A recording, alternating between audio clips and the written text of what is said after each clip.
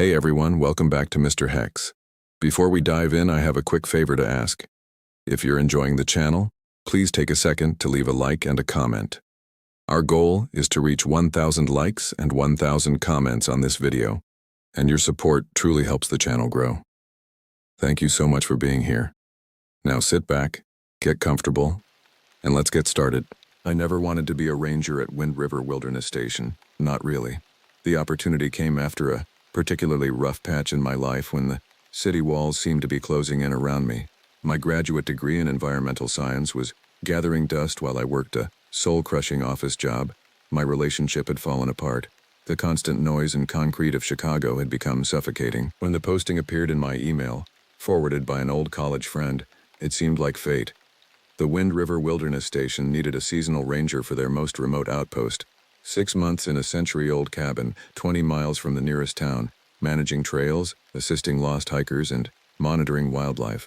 The cabin had solar power, a radio for emergencies, and came with a small stipend that would allow me to save while living rent-free. "You always talked about working in conservation," my friend's message read. "This seems perfect for you." I applied on a whim, certain I wouldn't get it. 2 weeks later, I was packing my life into my old Subaru, heading northwest to the densest, most remote part of the national forest. The Park Service administrator had seemed almost desperate during our video interview. "The last 3 rangers didn't complete their contracts," she explained, shuffling papers nervously. "It's very isolated out there. Some people can't handle it." "What happened to them?" I asked. "Oh, nothing happened to them," she said quickly. "They just left early. Said the isolation was too much." I should have asked more questions, but at that point in my life, isolation sounded like exactly what I needed. The drive to the ranger station took 2 full days, the last 3 hours on dirt roads that wound deeper and deeper into towering pines. The radio lost signal as the forest closed in around me. My GPS sputtered and died about an hour before I reached the main ranger compound, but the hand-drawn map they'd provided guided me to a cluster of buildings where I'd receive my orientation. Senior Ranger Coloni met me on the steps of the administration building. Tall and weathered, with deep lines around her eyes that spoke of years squinting in the sun, she had the calm demeanor of someone completely at home in the wilderness. "Welcome to Wind River," she said, extending a hand. "Hope you're ready for some solitude." The orientation lasted 2 days. Wilderness first aid refreshers, radio protocols, how to document wildlife sightings, trail maintenance basics, and what to do if you encountered a lost hiker, or a bear, or a mountain lion. "What about Bigfoot?" one of the seasonal rangers joked during our training. The room grew uncomfortably quiet. Coloni's face remained impassive. "We don't use that term here." "What term do you use?" I asked, curious about her reaction. She regarded me with a measured look. "We don't discuss unverified wildlife observations with visitors. It encourages trespassing off designated trails." That night in the bunkhouse, I asked the other seasonal rangers about the exchange. Most shrugged it off, but one, a guy named Marcus who was returning for his 3rd season, leaned in close. "The locals call it Yahataka," he whispered. "It means the watcher in the native language of this region. Some of the old-timers claim they've seen something in the deep forest, something that walks upright but isn't human." "You believe that?" I asked, skeptical. "I haven't seen anything myself," he admitted, "but there are parts of this forest where I won't go alone, places where it feels like something's watching you." And Coloni, she's been here 20 years. She doesn't talk about it, but there are stories. The next morning, Coloni drove me to my post. The cabin was even more remote than I'd expected, accessible only by a narrow dirt road that would be impassable once the snow fell. It perched on the edge of a small clearing, backing up to dense forest on 3 sides. A pristine lake glimmered about 50 yards from the front porch. "Satellite phone is for emergencies only," she explained as we unloaded my supplies. "Radio check-ins twice daily. There's a logbook with all the protocols. Supply runs happen once a month, weather permitting." As she was leaving, she paused at her truck door. "One more thing. The locals consider this area sacred ground. Some places might feel strange. Trust that feeling. Don't go wandering off-trail in the deep forest, especially not after dark." "Because of bears?" I asked. She gave me that same measured look from orientation. "Because you might get lost." Then she was gone, truck bumping down the dirt road until it disappeared among the trees. I stood in the silence, listening to the wind moving through the pines. For the first time in years, I couldn't hear a single human-made sound. No cars, no sirens, no hum of air conditioning or voices from neighboring apartments. Just the wind, the occasional call of a bird, and the gentle lapping of water against the lakeshore. I was completely alone, Or so I thought. That first night I settled into the cabin. It was rustic but comfortable. A main room with a wood stove, kitchenette and desk where I could write my reports, plus a small bedroom with a window overlooking the lake. The bathroom was basic but functional, with a shower that ran on a pump system drawing water from the lake. I unpacked my books, arranged my clothes in the old wooden dresser, and made up the bed with the flannel sheets I'd brought from home. The walls were decorated with vintage Forest Service posters and topographical maps of the area. It felt like stepping back in time. After a simple dinner of pasta heated on the wood stove, I sat on the porch with a cup of tea, watching darkness settle over the forest. Stars emerged in impossible numbers, reflected in the still surface of the lake. The Milky Way stretched across the sky like spilled sugar. In that moment, I felt I'd made the right decision. The peace was exactly what I needed. Then I heard it, a sound unlike anything I'd ever heard before. Not quite a howl, not quite a scream. It echoed across the lake, bouncing off the mountains in the distance. The hair on my arms stood up. It could have been a wolf, I told myself. Or maybe an elk. I'd read about the strange sounds elk make during rutting season, but deep down, I knew it wasn't either of those things. And somewhere in the darkness beyond the lake, I felt something watching me. 2 weeks into my assignment, I'd settled into a comfortable routine. Mornings began with radio check-ins and coffee on the porch, watching mist rise from the lake as the sun crested the eastern ridgeline.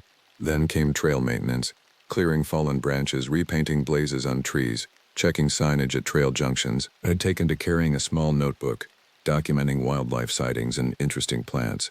The forest teemed with life once you knew how to look. Deer moving silently through the underbrush, hawks circling overhead, the occasional fox darting across the trail. I'd even spotted a black bear and her cubs from a safe distance, foraging for berries in a sunny clearing. The isolation that had seemed so appealing now had an edge to it. The strange howling came every few nights, always after dark, always from a different direction. I'd mentioned it during a radio check-in with Coloni. Probably just wolves, she said after a long pause. They've been reintroduced to the area. It doesn't sound like any wolf I've ever heard, I replied. Another pause. File a wildlife observation report if you hear it again. Note the time and direction. I'd done exactly that, but the reports disappeared into the bureaucratic void. No one ever mentioned them during our check-ins. On my 17th day, I had my first visitor, a hiker from Australia named Zoe, who'd veered off the main trail loop to see the lake. She was an experienced backpacker in her 30s, with sun-bleached hair and the lean physique of someone who spent more time outdoors than in. This place is gorgeous, she said, accepting the cup of tea I offered on the porch. Reminds me of Tasmania, but bigger, much bigger. We chatted easily, and I realized how much I'd missed simple human conversation. She'd been hiking solo through North America for 6 months, working her way gradually north. The Wind River Wilderness was just one stop on her journey. You get many visitors out here, she asked. You're my first, I admitted. Lucky me, she grinned. Most beautiful spots I've found are always off the main tourist trail. As evening approached, I offered her the spare bunk inside. It's a long hike back to the main campground, and it gets dark early in the valley. She accepted gratefully. After dinner, we sat by the lake, watching bats swoop over the water as stars began to appear. You ever feel like you're being watched out here? She asked suddenly. I turned to look at her. Why do you ask? She shrugged, eyes still on the darkening forest. Just a feeling I got yesterday. I was at a viewpoint about 5 miles south of here. Completely alone, beautiful spot. Then the birds went quiet. Know what I mean? That sudden silence that makes the back of your neck prickle. I nodded, knowing exactly what she meant. I turned around, and I swear something moved in the trees. Something big. She glanced at me, then laughed self-consciously. Probably just a deer or something. But for a second, I could have sworn it was standing upright. Like a person, but not a person. She shook her head. I've been alone on the trail too long. Makes the imagination run wild. That night, the howling came again. Closer than ever before. Zoe and I both sat up in our bunks. What the hell was that? She whispered. I don't know, I answered honestly. I've been hearing it since I arrived. We listened in silence. The howl came again, followed by what sounded like heavy footsteps moving through the underbrush around the cabin. Something large circled us, snapping branches and rustling leaves. Zoe reached for her headlamp. We should look. No, I said firmly, remembering Coloni's warning. We stay inside until morning. Neither of us slept much. When dawn finally broke, Zoe was eager to leave. I think I'll push on today, she said, packing her gear quickly. Try to make it to the next town before nightfall. I didn't try to convince her to stay. At the trailhead, She hesitated. "Be careful out here alone," she said. "That sound last night, that wasn't any animal I know." After she left, I did a careful circuit of the cabin. In the soft earth near the woodpile I found tracks, huge impressions that looked almost like barefoot human prints, but larger than any boot I'd ever seen. 5 toes clearly visible, 18 inches long at least. I photographed them with my phone, then took measurements before they could be washed away by the light rain that had begun to fall. I radioed in, asking to speak directly to Coloni. "Found some unusual tracks," I said when she came on the line. "I've documented them, but they're like nothing I've seen before." "What do they look like?" Her voice was carefully neutral. "Like human footprints, but massive. And there's a strange ridge along the outer edge." "Email the photos," she interrupted. "And don't mention this to any hikers who might come through. Probably just a bear walking on its hind legs." But I'd seen bear tracks. These weren't bear tracks. That afternoon, I received my first email from Coloni since arriving. It was brief. "Photos received. Do not follow tracks into forest. Maintain standard perimeter patrols only until further notice.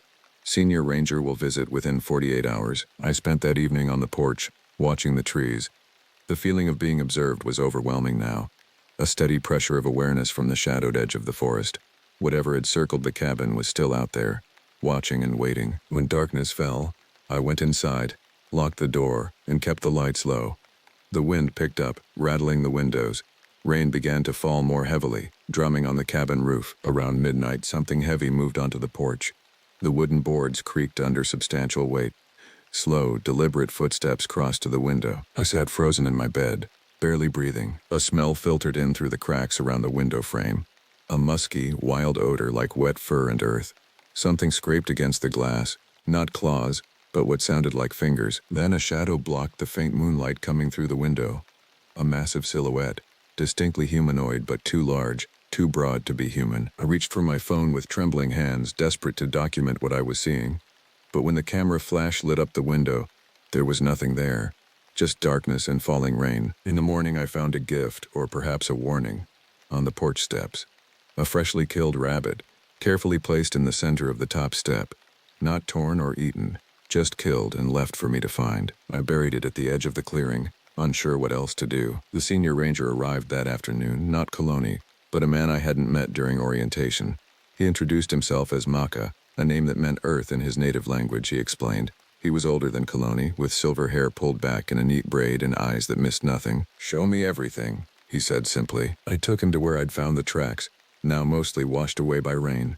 I showed him the photos, described the sounds, the circling of the cabin, the rabbit. He listened without interruption, his expression giving nothing away. When I finished, he nodded once. "My grandmother called it Yayataka," he said finally. "The watcher in the pines.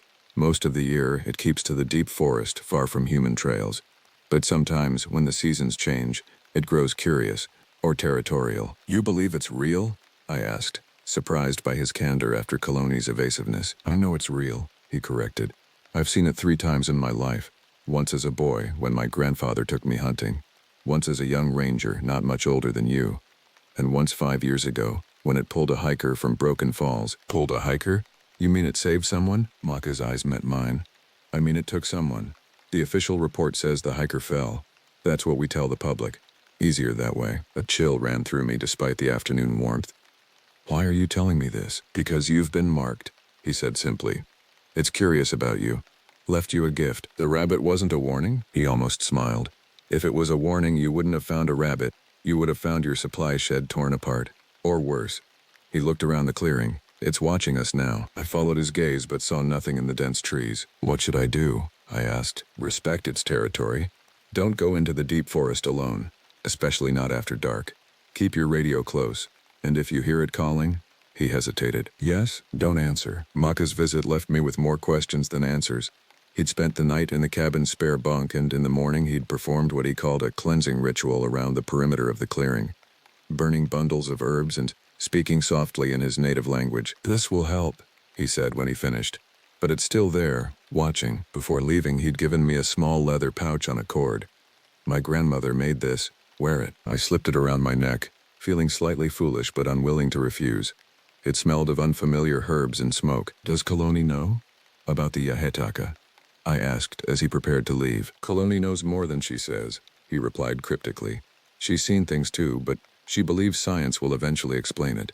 I don't need explanations for what my people have known for centuries. After he left, I tried to return to my routine, but everything felt different. The forest that had seemed so peaceful now held shadows within shadows. Every snapping twig made me jump. The feeling of being watched was constant. For 3 days, there were no howls, no circling of the cabin at night. The stillness should have been reassuring, but instead, it felt like a predator's patience, the quiet focus before a strike. On the 4th day after Maka's visit, I was checking the trail that ran along the lakeshore when I noticed something unusual in the water near the far shore. Something large and dark, moving just below the surface. At first, I thought it might be a beaver or perhaps a swimming deer, but it was too large, too deliberate in its movements. I watched, transfixed, as it moved parallel to the shore. Then it stopped, and slowly, a head emerged from the water. Even at that distance, I could tell it wasn't human, nor any animal I recognized. The head was large and covered in dark fur, with a distinctly flattened face. It looked directly at me across the water. We stared at each other for what felt like minutes, but was probably only seconds. Then, with barely a ripple, it submerged and was gone. I radioed in immediately, hands shaking so badly I could barely operate the handset. Possible wildlife sighting at the lake, I reported, trying to keep my voice steady. Large unidentified species in the water. Could it have been an elk swimming? The voice that responded wasn't Coloni's or Maka's, but someone from the main station. Negative, I said firmly. Head shape was wrong for an elk. It was. I hesitated, then decided to say it. It looked primate. Large, fur-covered head. It was watching me. A long silence followed. Then, file a full report. Maintain your position. Do not approach the water alone. That night, I couldn't sleep. I sat by the window, watching the moonlight on the lake's surface. Around midnight, I saw it again. A large shape emerging from the water at the far shore. But this time, it didn't stop at the head. It rose fully, water streaming from its massive form, and stepped onto the shore. Even in the silvery moonlight, I could make out its silhouette, at least 7 feet tall, covered in dark fur, with long arms that hung below its knees. It shook itself like a dog, then turned to look directly at my cabin. It raised one long arm, almost like a greeting, then melted into the forest shadows. The next morning, I found new tracks along the lakeshore. Not just footprints this time, but a clear trail where something heavy had emerged from the water and moved into the forest. Water plants had been disturbed, creating a path through the reeds. I followed protocol, documenting everything, taking photos and measurements. But I didn't radio in. Something told me these reports were disappearing into a black hole of bureaucracy, deliberately buried or ignored. Instead, I decided to investigate on my own. Using my topographical maps, I identified the most likely path the creature would take from the lake into the deeper forest. If it was following game trails, there was a network of them leading up into the hills beyond the lake. I packed a day bag with water, food, my first aid kit, and extra batteries for my flashlight, though I promised myself I'd be back well before dark. The leather pouch Maka had given me hung around my neck. I touched it briefly, feeling foolish yet comforted by its presence. The game trail was evident once I knew where to look. Flattened vegetation, broken twigs at shoulder height, if your shoulders were 7 feet off the ground, occasional depressions in the soft earth. I moved slowly, documenting as I went, marking my path with bright orange surveyor's tape so I wouldn't get lost. About 2 miles from the lake, the forest changed. The trees grew larger, older, with thick canopies that blocked most of the sunlight. Moss hung from branches. The air felt different, heavier, quieter, as if sound itself was absorbed by the ancient trees. The trail led to a small clearing where a massive fallen log created a natural shelter, and beneath it, I found evidence of habitation, a crude bed of gathered ferns and moss, scattered bones from small animals, and what appeared to be deliberately placed stones in a circle. My heart raced. This was proof, not just of the creature's existence, but of its intelligence. These weren't the random leavings of an animal. This was a dwelling, primitive but purposeful. I photographed everything, careful not to disturb the sight. As I worked, that familiar feeling of being watched intensified. The forest had gone completely silent. No birds, no insects, not even the rustle of leaves in the wind. It was close. I knew it with absolute certainty. Slowly, I straightened and turned in a complete circle, scanning the trees. Nothing moved, but the feeling of being observed was overwhelming. "I mean no harm," I said aloud, feeling slightly ridiculous but compelled to try communication. "I'm just curious. Like you." A branch snapped deep in the forest, then another closer. Something large was moving toward me, not bothering with stealth now. Every instinct screamed at me to run. But Maka's warnings echoed in my head. Never run from a predator. Stand your ground. Show respect. I stood motionless as the footsteps grew closer. Heavy breathing became audible, not labored but deep and rhythmic.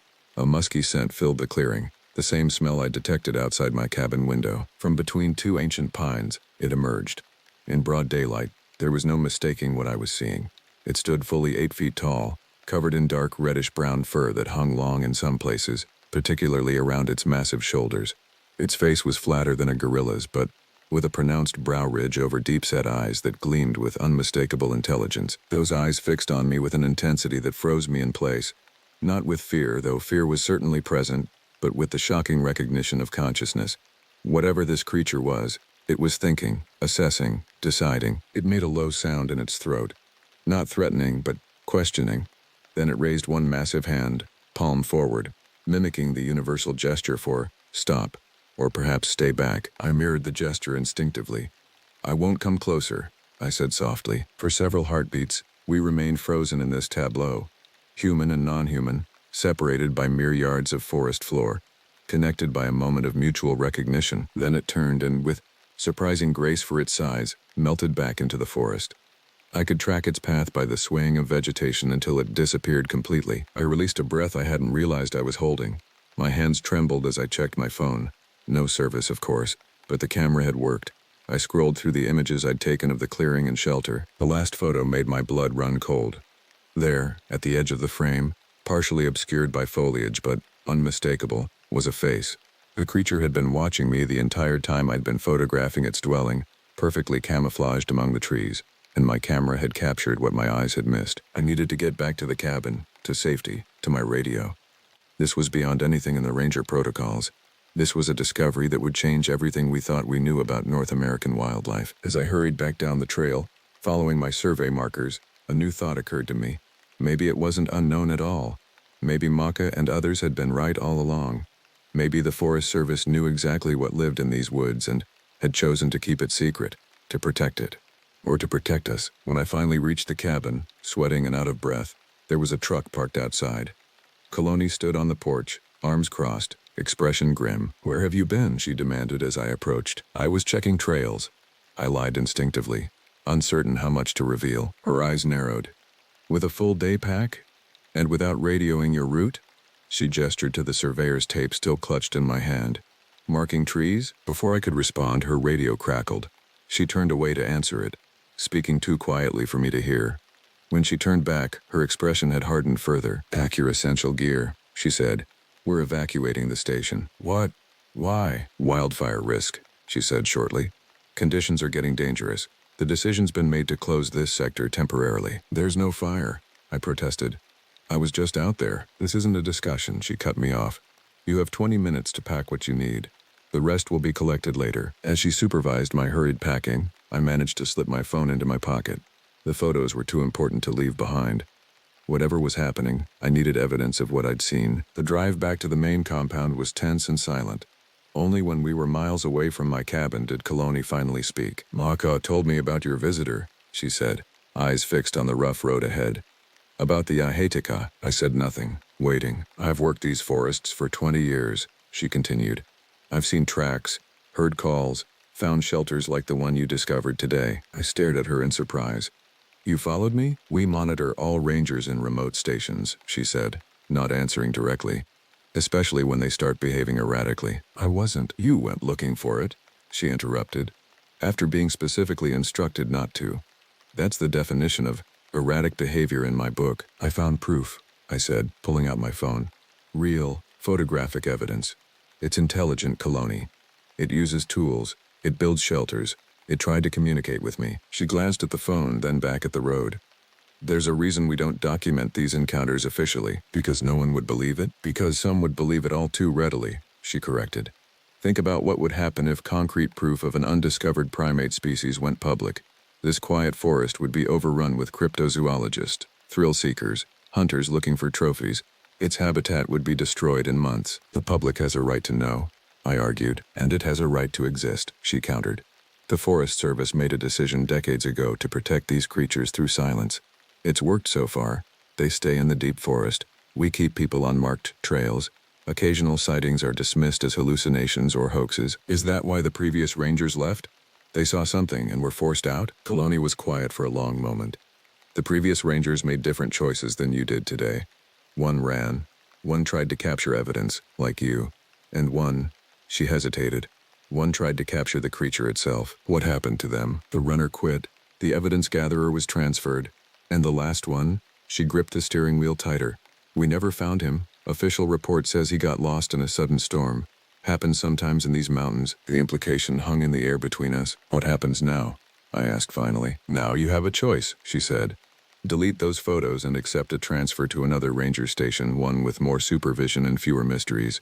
Or keep them, try to go public, and face the consequences. Are you threatening me? I'm stating facts, she said calmly. No reputable scientific journal will publish your account without DNA evidence, which you don't have.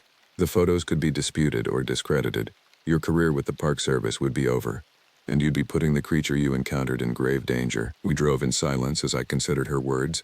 The weight of what I'd discovered, and the responsibility that came with it, settled on my shoulders. There's a third option, Kaloni said as we approached the main compound.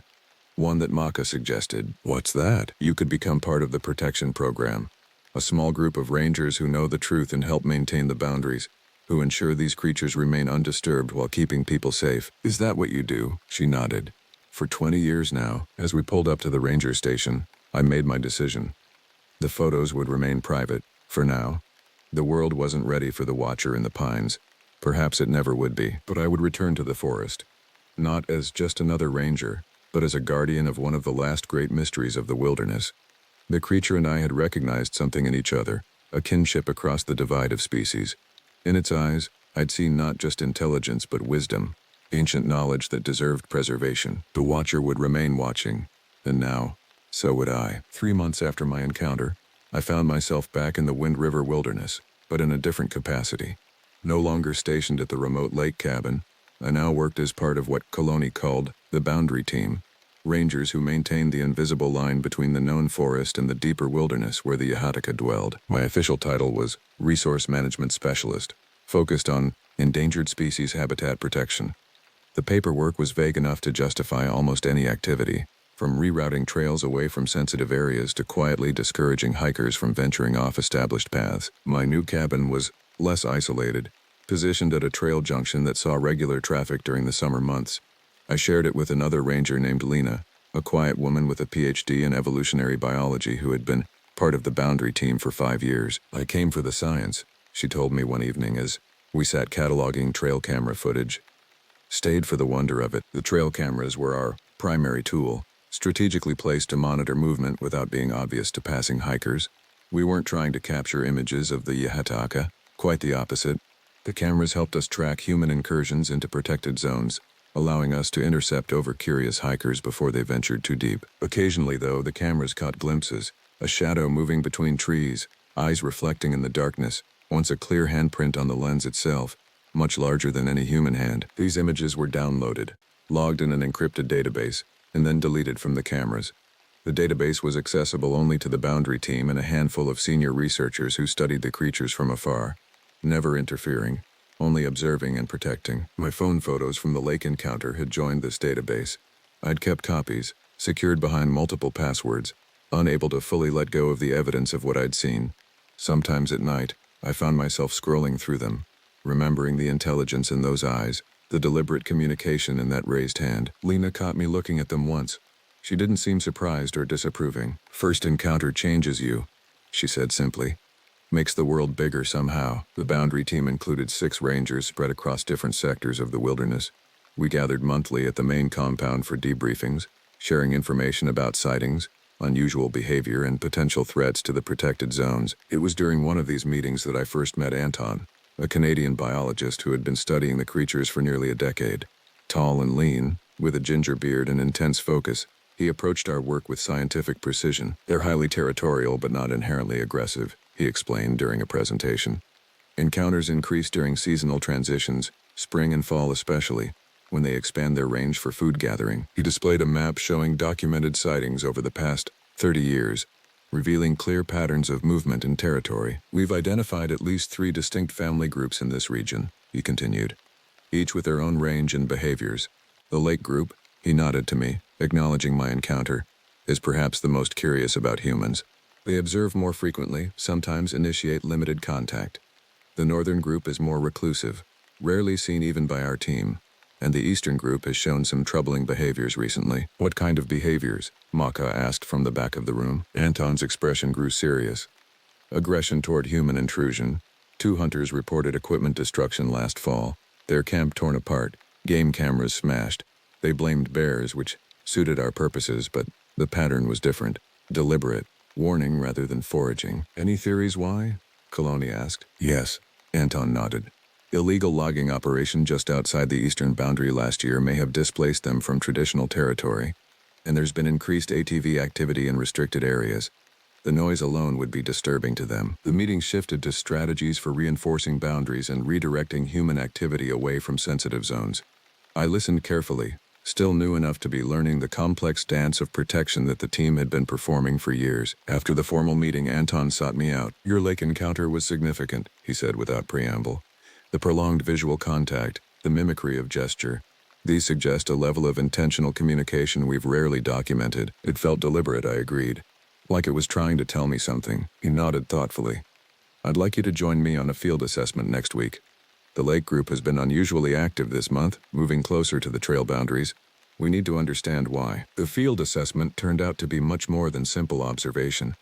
Anton arrived at my cabin before dawn, equipped with specialized gear, thermal imaging cameras, audio recording equipment with parabolic microphones, and sample collection kits. We maintain a genetic database, he explained as we hiked toward the lake. Hair, scat, occasionally blood from injury sites, all collected non-invasively. For what purpose? I asked, curious about the scientific aspect of the work. Classification primarily, understanding their relationship to known primates, and health monitoring, detecting potential diseases or genetic bottlenecks that could threaten their survival. We set up at a carefully chosen observation point, close enough to known territory to potentially observe activity, but positioned to allow quick retreat if necessary. As we worked, Anton shared more of his background. I was a conventional primatologist, he said, studying gorilla populations in Central Africa. Then I encountered something similar to your Yahitaka in the remote highlands, something that shouldn't have existed according to established science. What happened? My evidence was dismissed, my funding cut, he said matter-of-factly. The academic community has little tolerance for findings that don't fit the established paradigm. But a colleague quietly connected me with this program. Here, I could continue my research without the constraints of conventional peer review. We spent the day monitoring the forest, collecting samples from sites where Anton had previously documented activity. No direct sightings occurred, but twice we heard wood knocking in the distance, deliberate patterns that Anton recorded carefully. Communication, he explained. They used knocks and calls to maintain contact and mark territory. As dusk approached, we packed our gear to leave. That's when we found the gift, or message, left on the trail we needed to take back to the cabin. A complex arrangement of broken branches, woven together with what appeared to be strands of the creature's own hair. Anton photographed it from multiple angles before carefully collecting it in a specimen bag. I've documented similar constructions before, he said, excitement evident in his voice despite his scientific demeanor. They're markers of some kind, possibly warnings or territorial indicators, or art, I suggested, remembering the careful placement of stones I'd seen at the forest shelter. Anton looked at me sharply. That's not a perspective I'd considered, he admitted. Cultural expression rather than purely functional communication. He made a note in his field book.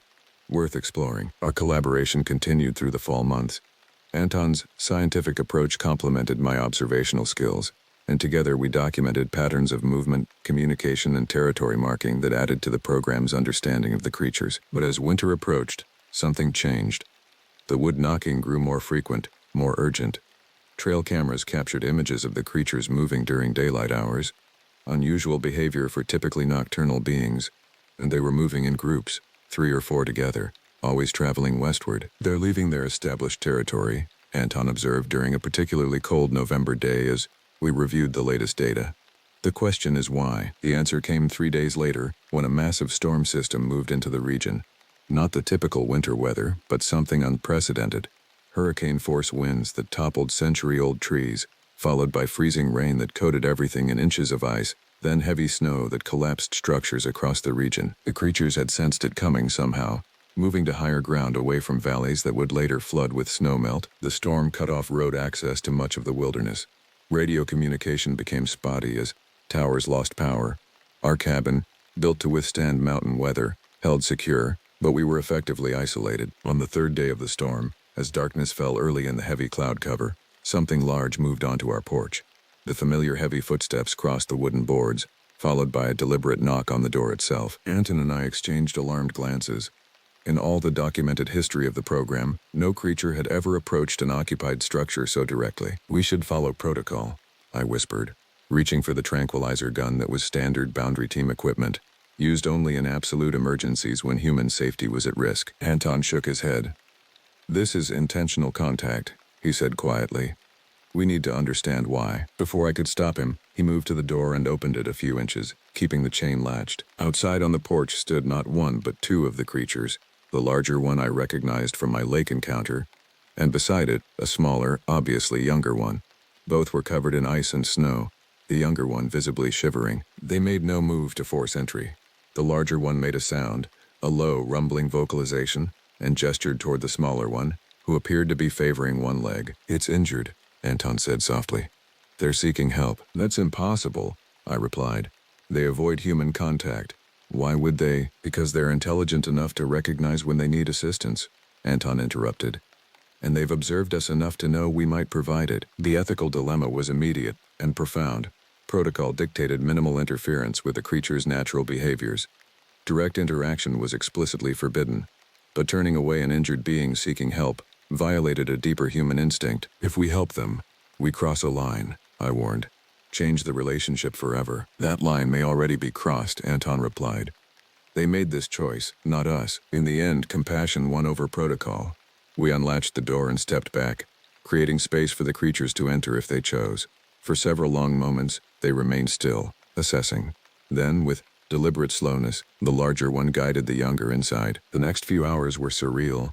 The creatures remained in one corner of the cabin, wary but present, while Anton slowly approached with first aid supplies. The younger one's injury was a deep gash on its thigh, likely from falling on ice-covered rocks. The wound was beginning to show signs of infection. With extraordinary patience, Anton cleaned and dressed the wound while the adult watched every move. The younger one whimpered occasionally but remained still, seemingly understanding the necessity of the treatment. When finished, Anton backed away, giving them space.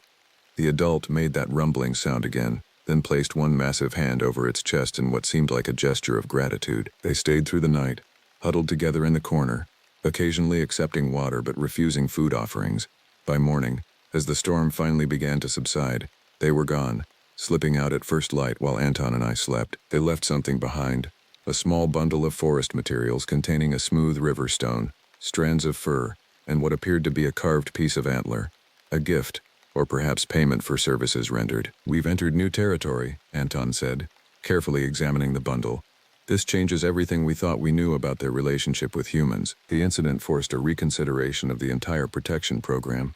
If the creatures were capable of seeking help, of recognizing humans as potential allies rather than threats, the strict separation policy might need revision. A heated debate ensued within the boundary team. Some, like Maka, argued that limited, respectful interaction might be possible, a relationship of mutual respect and distance, but not complete avoidance. Others worried that any shift in policy risked the creature's safety and independence. For me, the memory of those intelligent eyes watching as we treated the younger one's wound settled the question. These weren't simply animals to be studied from afar.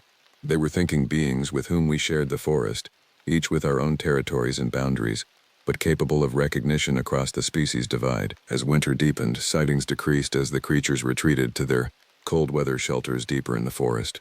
But occasionally, walking the boundary trails, I would find small arrangements of stones or branches left in places only I would find them, acknowledgments of our shared presence in the wilderness. The watcher in the pines was still watching, but now, perhaps, we were being seen not just as intruders, but as neighbors in the ancient forest. Spring came late to Wind River Wilderness.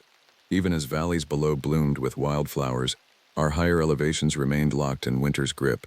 When the thaw finally arrived, it came with a vengeance. Rapid snowmelt swelling streams into torrents, washing out trails, and reshaping the landscape. With the changing season came personnel changes as well. Anton was called back to Canada for a conference where he would present carefully sanitized findings from our research. Nothing that would identify the creatures directly, but data on unspecified large mammal behavior patterns that might contribute to broader scientific understanding. Coloni announced her retirement after 23 years with the Forest Service. At her farewell gathering, she pulled me aside. "You're being promoted," she said without preamble, "taking over as coordinator for the Eastern Boundary Sector." "That's Maka's territory," I said, surprised. "He's moving to Central Administration. We need someone in the field who's had direct contact experience." She handed me a flash drive. "This contains everything we know about the Eastern Group. Study it carefully. They're different from your Lake Group. More territorial, less curious about humans." "Why me?" I asked. "I'm still relatively new to the team." "Because they've accepted you," she said simply. "The Lake Group marked you from the beginning. That carries weight in this work." My new posting was even more remote than my original cabin. A fire lookout tower perched on a ridge overlooking the eastern valleys. The nearest human neighbor was 12 miles away, but my actual neighbors were much closer. The Eastern Group territory began just beyond the ridge line, extending into a labyrinth of deep valleys and rugged terrain rarely visited by hikers. According to the files Coloni had given me, this group consisted of at least 6 individuals, including one particularly large male with distinctive scarring on his right shoulder, documented in rare camera trap images. They were more aggressive in defending their territory than the Lake Group, having destroyed research equipment and left increasingly explicit warnings for human intruders. Broken arrows left on trails, animal carcasses positioned at unofficial entry points. My primary task was boundary maintenance, ensuring official trails stayed well clear of their territory while monitoring for unauthorized incursions from hunters, hikers, or thrill seekers who might have heard rumors about the mountain giants. The fire tower offered a perfect vantage point for this work. From its elevated position, I could monitor vast swathes of forest with high-powered spotting scopes. The isolation suited me after months of working alongside other rangers. Out here, the rhythms of the wilderness became my own, waking with the dawn chorus, working through the long daylight hours of late spring, and settling into the profound quiet of forest nights. My first direct encounter with the Eastern Group came 3 weeks into my assignment. I was clearing a washed-out section of trail when I felt the familiar sensation of being watched. The feeling had become so common during my time with the boundary team that I developed an almost intuitive response. Stop moving. Make no sudden gestures. Project calm awareness. I slowly straightened from my work and turned toward the dense forest that bordered the trail. There, partially concealed by a stand of young pines, stood a yahataka, taller than those I'd seen before, with silver-tipped fur across its massive shoulders. The scarring Coloni had mentioned was clearly visible even at this distance. We observed each other in silence. Unlike my lake encounter, there was no gesture of communication, no sense of curiosity. This was territorial assessment, a predator evaluating a potential threat. Remembering protocol, I slowly raised both empty hands, then deliberately turned and began walking in the opposite direction, away from its territory. I didn't look back, but the weight of its gaze followed me until I rounded a bend in the trail. Back at the tower, I filed my report through the secure channel used by the boundary team. Within an hour, Maka radioed from Central Administration. "Early contact is unusual," he said, concern evident in his voice. "The Eastern Group typically avoids direct observation unless they're issuing a warning." "It felt like assessment more than warning," I replied. "It made no aggressive moves." "That's the bull male, the one we call Skarshield," Maka told me. "He's the dominant individual in that group. If he's showing himself to you directly, he's making a statement." "What kind of statement?" "That's what you need to figure out," Maka said. "Proceed with extreme caution. The eastern boundary has been stable for years. We don't want any changes now." Over the next few weeks, the encounters continued. Always with Skarshield, always brief assessment from a distance. Never threatening, but never retreating either. It was as if he was testing my responses, learning my patterns. I consulted with Lena, who had experience with multiple groups. "It sounds like boundary negotiation," she suggested. "When territories overlap, they often go through a period of mutual observation before establishing new boundaries. You're being treated as another territorial entity." "How should I respond?" I asked. "Consistency," she advised. "Use the same trails, maintain predictable patterns. Don't venture deeper into their territory, but don't retreat from the established boundary either. Eventually, they'll accept your presence as non-threatening." I followed her advice, maintaining strict routines in my movements through the forest. Gradually, the distance of the observations decreased.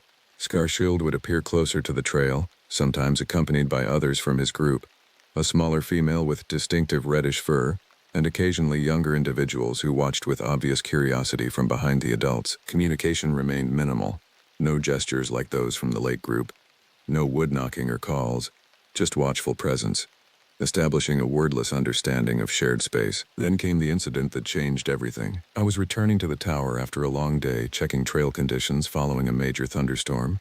The light was fading, but I knew the path well enough to navigate safely.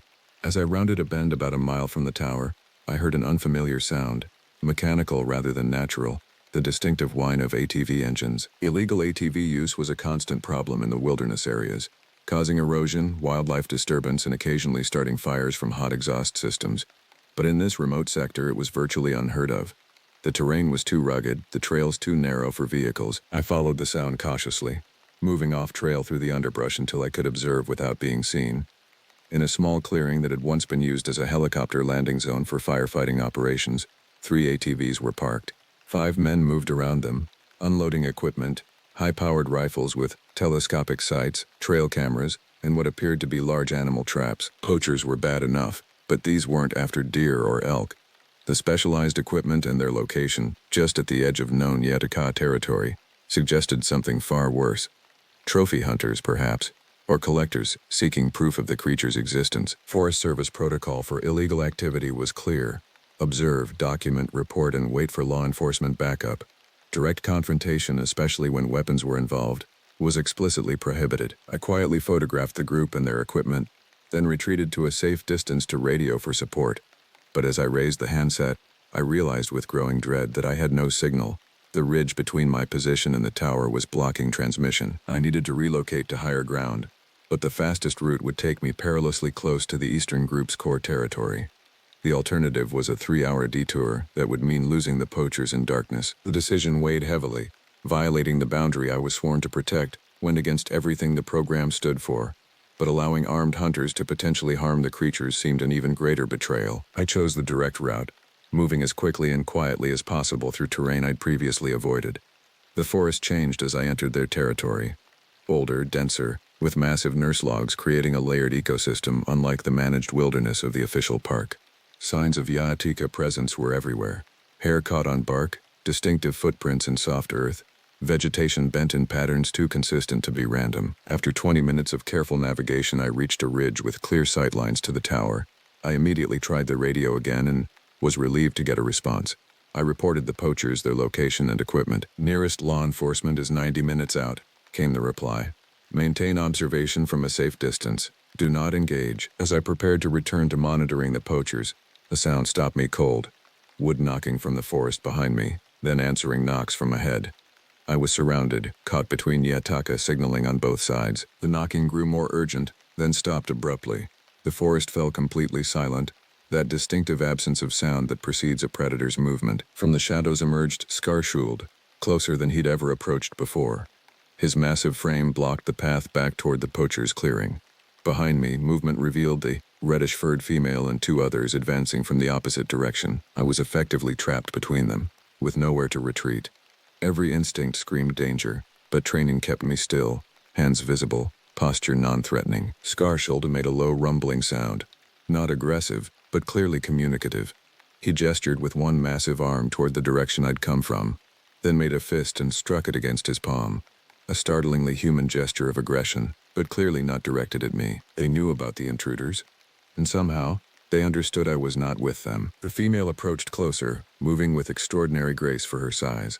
She carried something, a bundle of forest materials similar to what the Lake Group had left as a gift, but larger and more complex. She placed it at my feet, then retreated to Scarshud's side. The message was unmistakable. They were acknowledging my presence in their territory as different from the hunters, perhaps even understanding my role as a boundary keeper. I slowly knelt and examined the bundle. Inside was an ATV spark plug and pieces of a trail camera, items they had clearly taken from previous human intruders. They were showing me they understood the threat, had encountered it before. "I'm trying to stop them," I said softly, unsure if they could comprehend words but certain they would understand tone. "Help is coming." Scarshuld made that rumbling sound again, then turned and melted into the forest, followed by the others. The encounter had lasted less than 2 minutes, but its significance was profound. They had recognized me as an ally against a common threat. I returned to observing the poachers, who had set up a rudimentary camp and appeared to be settling in for the night. They had positioned trail cameras in a perimeter around their clearing, standard practice for documenting wildlife movement. but potentially disastrous if they captured clear images of the Yahataka. Law enforcement was still at least an hour away. If the creatures approached the camp before then, the consequences could be deadly. For them, not the armed hunters. As darkness deepened, I heard wood knocking again, this time from multiple directions around the clearing, a complex pattern of sound that seemed almost coordinated. The poachers heard it too, growing visibly nervous, checking their weapons and scanning the forest edge. One of them was methodically checking the trail cameras, downloading footage to a laptop. If they had already captured images, the decision formed before I fully processed it. Protocol be damned. I couldn't let those images leave the forest. Using the darkness and my knowledge of the terrain, I circled to the far side of the clearing. The distraction came naturally. A series of wood knocks mimicking what I'd heard from the Yahataka, performed with a fallen branch against a tree trunk. The effect was immediate. The poachers snapped to attention, weapons raised, focusing on the sound's origin, away from my position. One of them fired a shot into the darkness, the crack of the rifle echoing through the valley. In the moment of chaos, I slipped into the clearing from the opposite side. The laptop sat unattended on a camp table, still displaying footage from the trail cameras. A quick glance confirmed my fears. Grainy but unmistakable images of massive shapes moving through the forest. I didn't hesitate. I grabbed the laptop and the external hard drive connected to it, then retreated into the darkness before they realized what had happened. The shouting behind me confirmed they'd discovered the theft. More shots rang out, fired blindly into the forest.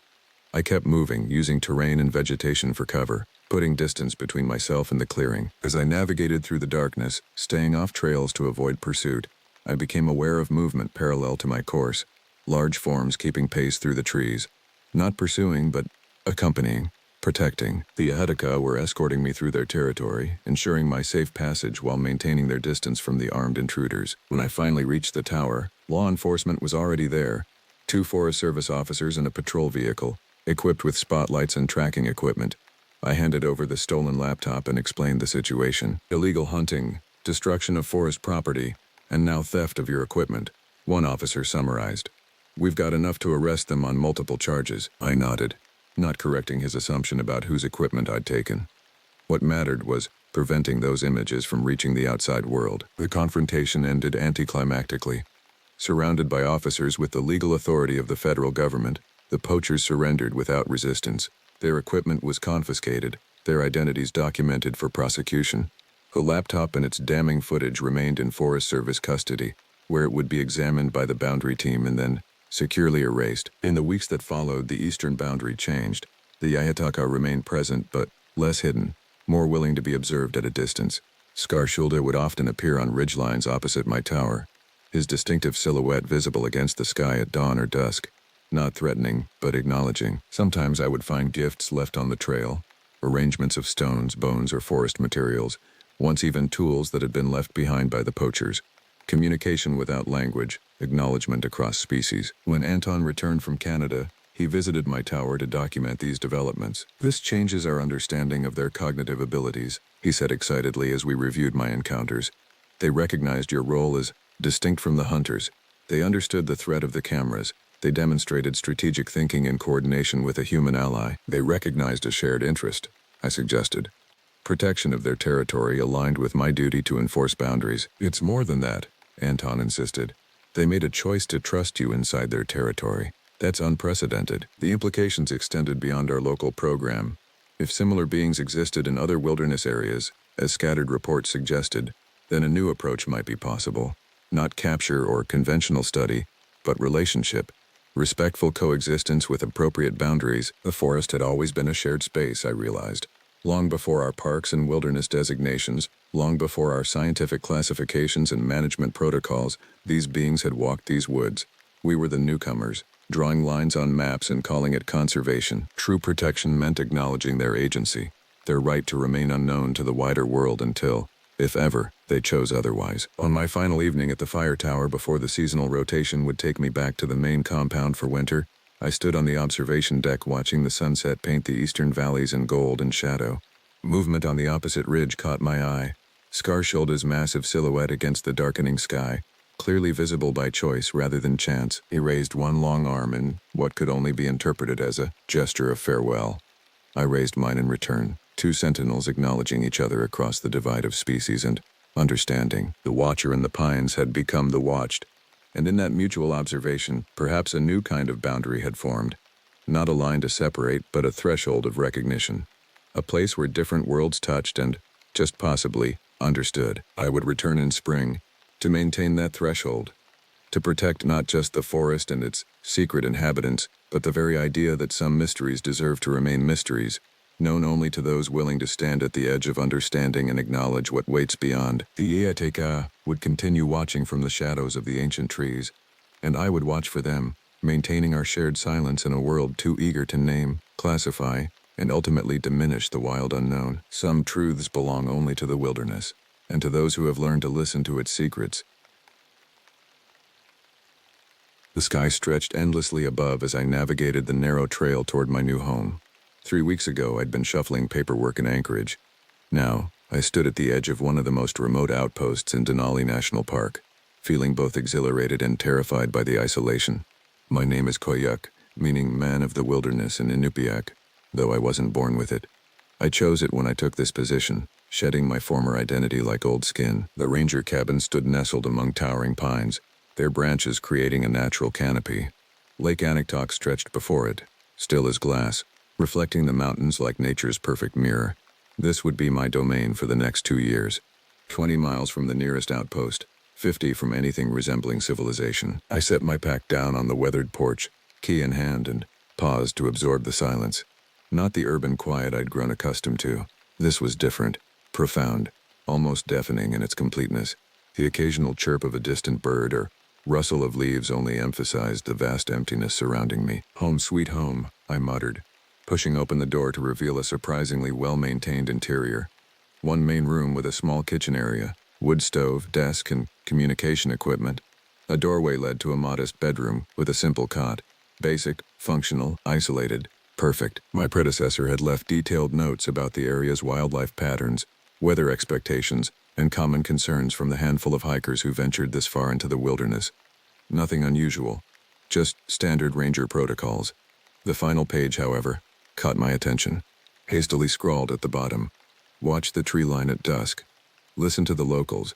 Some legends have roots." I dismissed it as the musings of someone who'd spent too much time alone. 2 years in isolation would make anyone cryptic. Still, something about those words lingered as I unpacked my supplies. The radio crackled to life, startling me. "Anactoc Basin. This is Ranger Control. Do you copy? Over." I fumbled with the receiver. "This is Anactoc Basin. Ranger Koyuk speaking. I copy. Over." "Welcome to the wilderness, Koyuk. Just checking that you arrived safely. Weather reports show a storm system moving in. Make sure you're battened down before nightfall. Over." "Understood. Cabin's in good shape. I'll secure everything before dark. Over." "Good man. Check in every 48 hours. Control out." The transmission ended, leaving me once again with the profound silence. I finished unpacking, organized my gear, and studied the area maps. The afternoon drifted by as I familiarized myself with the cabin's systems, the generator, water purification, emergency protocols. As dusk approached, I remembered the note. Against my better judgment, I found myself standing at the large window, watching the tree line as shadows lengthened across the forest floor. Nothing moved except the occasional bird. I shook my head, feeling foolish. The first drops of rain began tapping against the roof as I heated a simple meal. The storm arrived with surprising ferocity, wind howling through the pines, rain hammering against the cabin walls. I stoked the wood stove and settled in with the logbooks from previous rangers, curious to see if there were any other cryptic notes. Most entries were mundane: wildlife sightings, maintenance issues, weather patterns, but occasionally, paragraphs were redacted, blacked out with marker, official Park Service redactions, judging by the stamp at the bottom of each page. What information warranted censorship in a ranger's daily log? The wind suddenly intensified, screaming around the cabin's corners. I moved to check the window when a deafening crack split the air. A massive pine had fallen across the clearing, missing the cabin by mere feet. Through the rain-streaked glass, I could see its massive trunk and sprawling root system, torn from the earth. Lightning hadn't struck it. The tree looked healthy, strong. Yet something had uprooted it completely. As I stared, movement caught my eye, a shadow detaching itself from the darkness between the trees. Large, bipedal, hunched. For a moment our eyes seemed to meet across the distance. Then the rain intensified, and whatever I'd seen vanished into the tree line. I convinced myself it was a bear, standing momentarily on its hind legs. Bears were common here, after all. But bears don't stare with purpose. Bears don't deliberately retreat into shadows. And bears don't uproot century-old pines. I secured the cabin's locks, checked the satellite phone, and kept my service weapon close. The storm raged through the night as I pored over maps and documents, learning everything I could about the region's history and reported wildlife. The official materials mentioned nothing unusual, but tucked into the back of the desk drawer, I found a worn journal filled with handwritten accounts from various rangers, stories of strange tracks, unexplained noises, missing hikers, and through it all, references to the Watcher in the Woods. I'd taken this job to escape, to heal from wounds both physical and mental. After the accident that claimed my climbing partner's life, I'd needed distance from everything and everyone. The Alaska Wilderness Ranger Service had seemed perfect. No one asked questions about my past. No one expected me to talk about what happened on that mountain face. Dawn broke with unusual clarity. The storm had passed, leaving behind a transformed landscape. I surveyed the damage from the porch, numerous fallen branches, debris scattered across the clearing, but nothing catastrophic. The massive fallen pine looked even more impressive in daylight, its root system taller than me. I approached it cautiously, examining the base. Something wasn't right. The roots hadn't simply torn free from the soil. They'd been pulled, wrenched from the ground with tremendous force. Marking the tree's position on my map, I began a perimeter check, documenting the storm damage for my report. That's when I found the first track. Pressed into the mud near the lake's edge was a footprint unlike anything I'd ever seen. Humanoid in shape but massive, easily 18 inches long. The impression was deep, suggesting incredible weight. I photographed it with my equipment and made a plaster cast, trying to maintain scientific detachment despite the chill running through my body. This was no bear. No known animal made prints like these. As I worked, a noise reached me from across the lake, a low, rhythmic moaning that seemed to emanate from the very earth. It wasn't wind, it wasn't any animal call I recognized. It was deliberate communication. I scanned the opposite shore, binoculars revealing nothing but pristine wilderness. Yet I couldn't shake the feeling of being watched, studied, by something concealed among the trees. The radio crackled inside the cabin. I rushed back, hoping for human contact. Enochtok Basin. This is local guide Escueto. Do you copy, new ranger? Over. I grabbed the receiver. This is Ranger Koyuk. I copy. Over. Welcome to the Forgotten Corner, Ranger. I'm bringing a hunting party through your region 2 days from now. Standard notification. Anything we should know about? Over. I hesitated, looking at the plaster cast drying on the table. Had some storm damage. Large tree down near the cabin. Otherwise all clear. Over. Good to hear. We'll make camp at the north end of the lake. Stop by if you want some company. Most rangers get hungry for conversation after a few weeks up there. Over. Appreciate it. Safe travels. Over and out. I stared at the cast, debating whether to report the footprint to headquarters. They'd want evidence beyond a single track. They'd want explanations. And worst of all, they might decide the area needed scientific investigation, bringing teams of researchers to disturb the delicate balance of this place. Something within me wanted to protect this mystery, even as another part feared what I might be harboring. What had drawn me to this remote outpost? Was it really just the need for solitude, or something deeper? Something calling me to this specific wilderness? As darkness fell again, I found myself once more at the window, watching the tree line as instructed. The clouds had cleared, revealing a moonlit forest that seemed to pulsate with secret life. In the distance, something moved. A tall, dark silhouette gliding between trees with unnatural grace. I doused the cabin lights and continued watching. The figure emerged briefly into a clearing silhouetted against the moonlit lake. Tall, impossibly tall, with broad shoulders and long, powerful limbs. My breath caught as it turned directly toward the cabin. Even from this distance I felt seen, known, judged. Then it was gone, melting into the forest as if it had never existed. That night, I dreamed of mountains and caves, of ancient beings and forgotten pacts. I woke gasping, sheets soaked with sweat despite the cabin's chill. On the window, clearly visible in the morning light, was a handprint, far larger than any human's, pressed against the glass from outside. I hadn't imagined what I'd seen, and whatever it was, it had come to inspect me while I slept. The handprint vanished when I approached the window, evaporating like morning dew under sunlight. I questioned my sanity briefly before donning my gear for a patrol. The massive footprint by the lake had hardened overnight, preserved perfectly in the mud. I photographed it again, adding a ruler for scale this time. My radio check with headquarters was brief and professional. I mentioned the fallen tree but said nothing about tracks or handprints. Some instinct told me to keep these findings private, at least until I understood more. Armed with my service rifle and recording equipment, I set out along the eastern shore of Lake Anaktok. The morning was crisp, sunlight dancing across the water's surface. Under different circumstances, I might have found it peaceful. But the weight of what I'd seen, what I continued to feel watching me, transformed the beauty into something ominous. 2 hours into my hike, I discovered a deer carcass. The animal had been torn apart with tremendous force, not consumed like a predator's kill. Its remains were scattered across a small clearing, with no sign of being fed upon. More disturbing were the marks on the trees surrounding the site, deep gouges in the bark at a height of nearly 9 feet. Not bear claws. These were deliberate patterns, almost like warnings. I documented everything, growing increasingly uneasy. This wasn't normal animal behavior. The systematic destruction suggested intelligence, purpose, rage. A twig snapped in the distance. I froze, listening intently as birds fell silent. The forest held its breath. Something was moving through the underbrush, circling my position. I raised my rifle, turning slowly to track the sound. "Hello?" I called, immediately regretting breaking the silence. "National Park Service, identify yourself." The movement stopped. For several excruciating seconds, nothing happened. Then a rhythmic knocking began, wood against wood, from multiple directions. 3 sharp impacts, followed by 2 slow ones. Repeated, coordinated, they were surrounding me. I backed toward the lake, keeping my weapon ready. The knocking followed, maintaining distance but clearly tracking my retreat.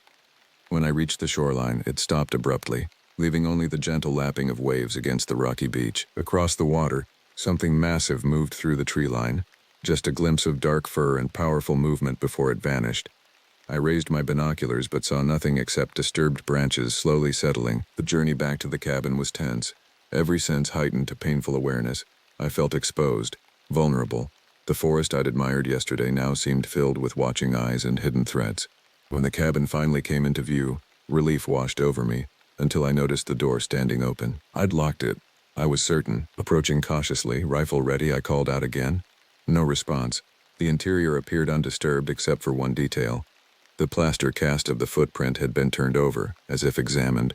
Nothing else was touched. As I secured the door, the radio crackled. "Anaktok Basin, this is local Elder Nushka. Request conversation, Ranger." "Over." I hesitated before responding. "This is Ranger Koyuk. Go ahead." "Over." "Not over radio. In person. Will arrive tomorrow morning. Important you understand the territory you guard." "Over." "Understood. I'll be here." "Over and out." The transmission ended before I could ask questions. I checked the logs, finding no mention of any elder named Nushka having official business in the park. Unofficial consultations with local indigenous leaders weren't uncommon, but they were typically arranged through headquarters. That night, the forest came alive with sounds. Not the normal nocturnal chorus of insects and hunting predators, but something orchestrated. Wood knocking continued, at irregular intervals, sometimes close, sometimes distant. Occasionally, a low vocalization would rise above the other sounds, a moan that transformed into something almost like speech before fading away. I recorded everything, checking and rechecking the cabin's locks. Around midnight, the activity intensified. Heavy footsteps circled the perimeter, stopping occasionally at windows. I kept lights off, moving silently through the cabin with my night vision equipment. Through the green-tinted view, I caught glimpses of massive shapes moving through the darkness. Not one creature, but several. They maintained distance from each other, creating a loose perimeter around the cabin. Sentries. At precisely 3:17 a.m., everything stopped. The sudden silence was more terrifying than the activity had been. I positioned myself at the main window, scanning methodically for movement. What I saw next defies rational explanation. A figure emerged from the tree line, much taller than a man, covered in dark fur, walking upright with unsettling grace. It moved deliberately to the center of the clearing, moonlight revealing a broad, sloped forehead and deep-set eyes that reflected light like a nocturnal animal's. For several minutes, it simply stood there, staring at the cabin. Then it raised massive arms and made a series of gestures, deliberate movements that could only be described as sign language. Different from human signing, but undeniably communication. When it finished, it waited, as if expecting a response. When none came, it repeated the sequence more slowly, then a third time. After the third repetition, it turned and disappeared into the forest with astonishing speed for its size. I remained frozen at the window, struggling to process what I'd witnessed. This wasn't just a creature. It was an intelligent being attempting communication. My hands trembled as I noted the encounter in my personal journal, knowing this would never appear in an official report. Dawn approached with agonizing slowness. As light filtered through the trees, I ventured outside, rifle ready. The clearing revealed multiple sets of enormous tracks crossing from various directions, all converging on the spot where the creature had stood. I photographed everything, made more casts, and collected hair samples from bark where they had brushed against trees. Around mid-morning, a small boat approached from the north end of the lake. An elderly native woman sat at the stern, navigating with confident precision. She beached the craft and approached without hesitation. "Ranger Koyuk, I am Nushka." Her weathered face revealed decades of hard living in this unforgiving wilderness, but her eyes remained sharp, evaluating me with unsettling intensity. "You've seen them," she stated flatly. Not a question. I nodded, unable to deny it. "They've been watching you since you arrived, testing you. Last night they attempted contact." She gestured toward the clearing. "Did you respond?" I didn't know how." She nodded, unsurprised. "Few do. That is why I am here. To teach you their language before it's too late." "Too late for what?" Her expression darkened. "Too late for the lost ones. There are 3 hikers missing in the northern valley. The people of the forest know where they are. They will show you, but only if you demonstrate understanding." I invited her inside, where she examined my casts and photographs without surprise. She traced the patterns I'd documented on the trees. "Warning marks," she confirmed. "Territory boundaries." The deer was a message. They protect what's theirs. "What exactly are they?" I finally asked. She fixed me with a penetrating stare. "The original guardians of this land. They were here long before humans. They remain where the wilderness is deepest, watching, judging. Your government calls this area a national park. To them, it is simply home." "Bigfoot? Sasquatch?" I offered, feeling foolish even saying the words. "Those are human names for something humans don't understand. They call themselves the Kushtaka in our language, the forest people. Ancient, intelligent, territorial, and now, concerned about the missing hikers in their territory." She spent the afternoon teaching me rudimentary signs, acknowledgement, respect, inquiry, basic communication with beings I'd been taught couldn't possibly exist. As the sun began its descent, she prepared to leave. "Tonight, they will return. Show them you understand. Ask about the hikers." She handed me a small leather pouch. "An offering. Place it where the tall one stood, then wait inside." After she departed, I examined the pouch. Tobacco, berries, and something that smelled like cedar. I followed her instructions, placing it at the center of the clearing as darkness fell. Back inside, I waited, recording equipment ready. The night passed in tense silence until midnight, when the wood knocking began again. 3 hours later they appeared, not just one, but 3 massive figures emerging from different points along the tree line. The largest approached the offering, examined it, then looked directly at the cabin. It began signing. With trembling hands, I responded with the simple acknowledgement gesture Nushka had taught me. The creature went still, then signed again, more complex this time, but ending with a motion I recognized. Inquiry. I stepped onto the porch, heart pounding, and repeated the inquiry sign, adding the motion for people and lost as best I could remember. The response was immediate. All 3 creatures became animated, exchanging signs among themselves before the largest turned back to me and made a follow motion, then pointed north. They wanted me to come with them. Now, I grabbed my emergency pack, weapon and communication equipment. Against every protocol and procedure, I stepped into the night, following 3 creatures that science insisted didn't exist, into the darkest part of the wilderness. The search for the missing hikers had begun. They moved with astonishing speed and silence through terrain that had me stumbling and gasping for breath. My headlamp illuminated just enough path to follow, but they seemed to navigate by some other sense, flowing through the forest like water. The smallest of the 3, still over 7 feet tall, occasionally glanced back, slowing when I fell too far behind. We traveled for hours, climbing steadily into the mountains north of the lake. The terrain grew increasingly rugged, forcing me to use climbing equipment at several points. They simply scaled the rocks with powerful arms and feet that seemed designed for this environment. Dawn broke as we reached a high ridge overlooking a vast mist-filled valley. The largest creature, whom I'd begun thinking of as the leader, gestured for me to stop, then pointed down into the swirling fog. The message was clear. Our destination lay below. I checked my GPS unit. We'd traveled nearly 15 miles from the cabin, into territory rarely visited even by the most experienced park rangers. No wonder the missing hikers hadn't been found. Search teams would have focused on established trails, not this primeval wilderness. The descent into the valley took another hour. As we penetrated the mist, Temperature dropped noticeably. The forest changed character, older, somehow, with massive trees I couldn't identify, and thick undergrowth that seemed to part before my guides, but tangle around my legs. The leader stopped abruptly, raising a hand. A low vocalization rumbled from its chest, not directed at me, but at something ahead. An answering call echoed through the trees, sending chills down my spine. We weren't alone. From the undergrowth emerged another of the creatures, smaller, limping visibly, with a long scar across its face. It regarded me with obvious hostility, barking a series of sounds at the leader. They exchanged signs too rapid for me to follow, gestures becoming increasingly aggressive. I stood perfectly still, aware that I was witnessing some kind of confrontation about my presence. The injured creature clearly objected to bringing a human into their territory. Finally, the leader made a definitive gesture that silenced the argument. The scarred creature retreated, disappearing into the mist with a final threatening glance in my direction. The leader turned to me, pointing ahead before making the sign for danger. We continued more cautiously, the forest growing darker despite the morning hour. The mist thickened, reducing visibility to mere yards. Strange formations began appearing through the fog, structures of bent living trees, forming crude but intentional shapes. Territorial markers, perhaps, or something with deeper significance. After another mile, we reached a cluster of massive boulders arranged in a rough circle. At the center lay a sight that stopped me cold.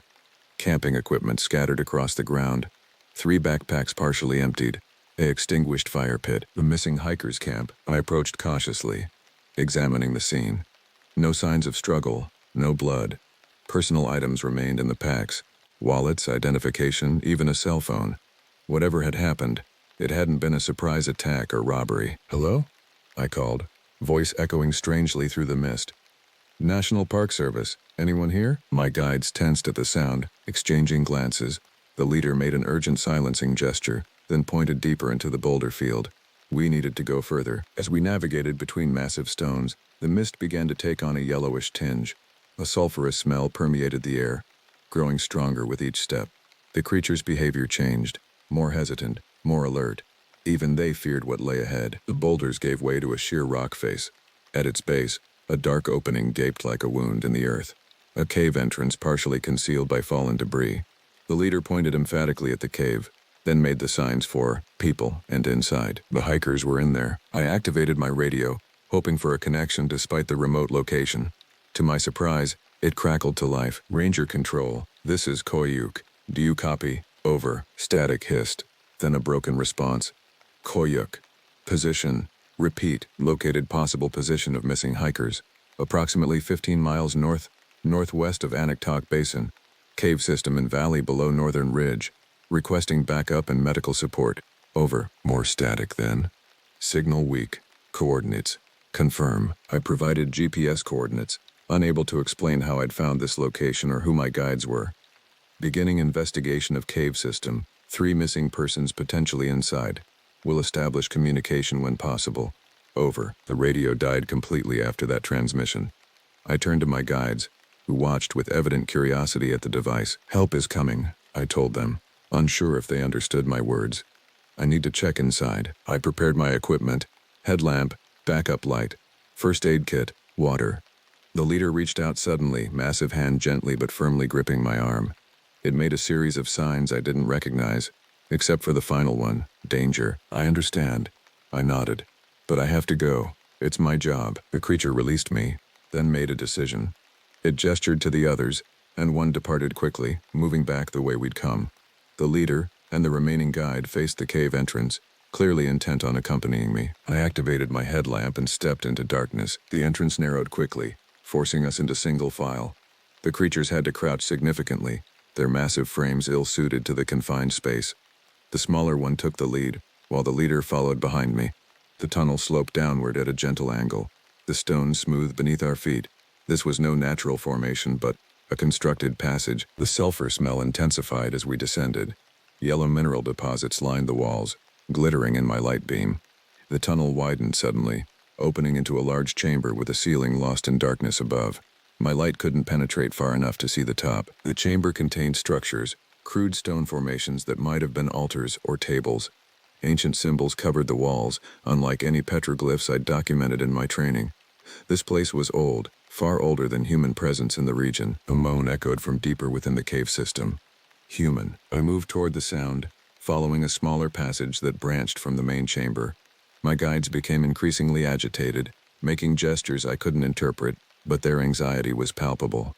They feared whatever lay ahead. The passage opened into another chamber, smaller but illuminated by a strange, pulsating bioluminescence that clung to the walls. The light revealed 3 figures huddled against the far wall. The missing hikers. They were alive but clearly traumatized. 2 men and a woman, their clothing torn, faces pale and drawn. When my light hit them, they cowered away, shielding their eyes. National Park Service, I called, moving slowly toward them. I'm Ranger Koyuk. I'm here to help you. Keep them away, one man sobbed, pointing behind me. Don't let them take us again. I turned to see my guides hanging back at the chamber entrance, unwilling to enter this space. The leader made urgent gestures. We needed to leave. Now, what happened to you? I asked the hikers, approaching cautiously. Can you walk? We got lost, the woman whispered, voice hoarse. 3 days ago. Found the cave during the storm. Then, they came. Brought us deeper. Kept us here. We're not the first, the second man added, revealing a wall covered with tally marks. Others were here before. So many marks. A low rumble suddenly shook the chamber. Dust and small stones fell from above. My guides became frantic, vocalizing loudly, gesturing for immediate evacuation. We need to go, I told the hikers, helping them to their feet. Follow me, right now. Not the tunnel, the first man cried. That's where it comes from. What comes from where? I demanded. Before anyone could answer, a deafening roar echoed through the chamber. Not the vocalizations of my guides, something altogether different, deeper, ancient, hungry. The bioluminescence pulsed rapidly, as if responding to the sound. From a dark opening at the chamber's far side, something moved, something massive, pale, eyeless. It sensed our presence without seeing, turning a grotesque, elongated head in our direction. My guides retreated immediately, pulling me back toward the tunnel. The hikers needed no encouragement, scrambling after us in terror. The thing in the darkness roared again, now surging forward with frightening speed for its size. We fled through the narrow passage, the creature's roars pursuing us. The hikers struggled to keep pace, weakened by days of captivity. I supported the woman while the leader unexpectedly scooped up one of the men who had collapsed. Despite their evident fear, my guides were helping with the rescue. We burst into the main chamber just as another tremor shook the cave. Larger stones began falling now, the entire system becoming unstable. Run! I shouted, pushing everyone toward the exit tunnel. The whole place is coming down. We charged through the ascending passage, the sounds of collapse growing behind us. The creature's roars became desperate, then faded as rock falls separated it from us. Daylight appeared ahead, a small circle of salvation growing larger with each step. We erupted from the cave entrance as a massive cloud of dust billowed out behind us.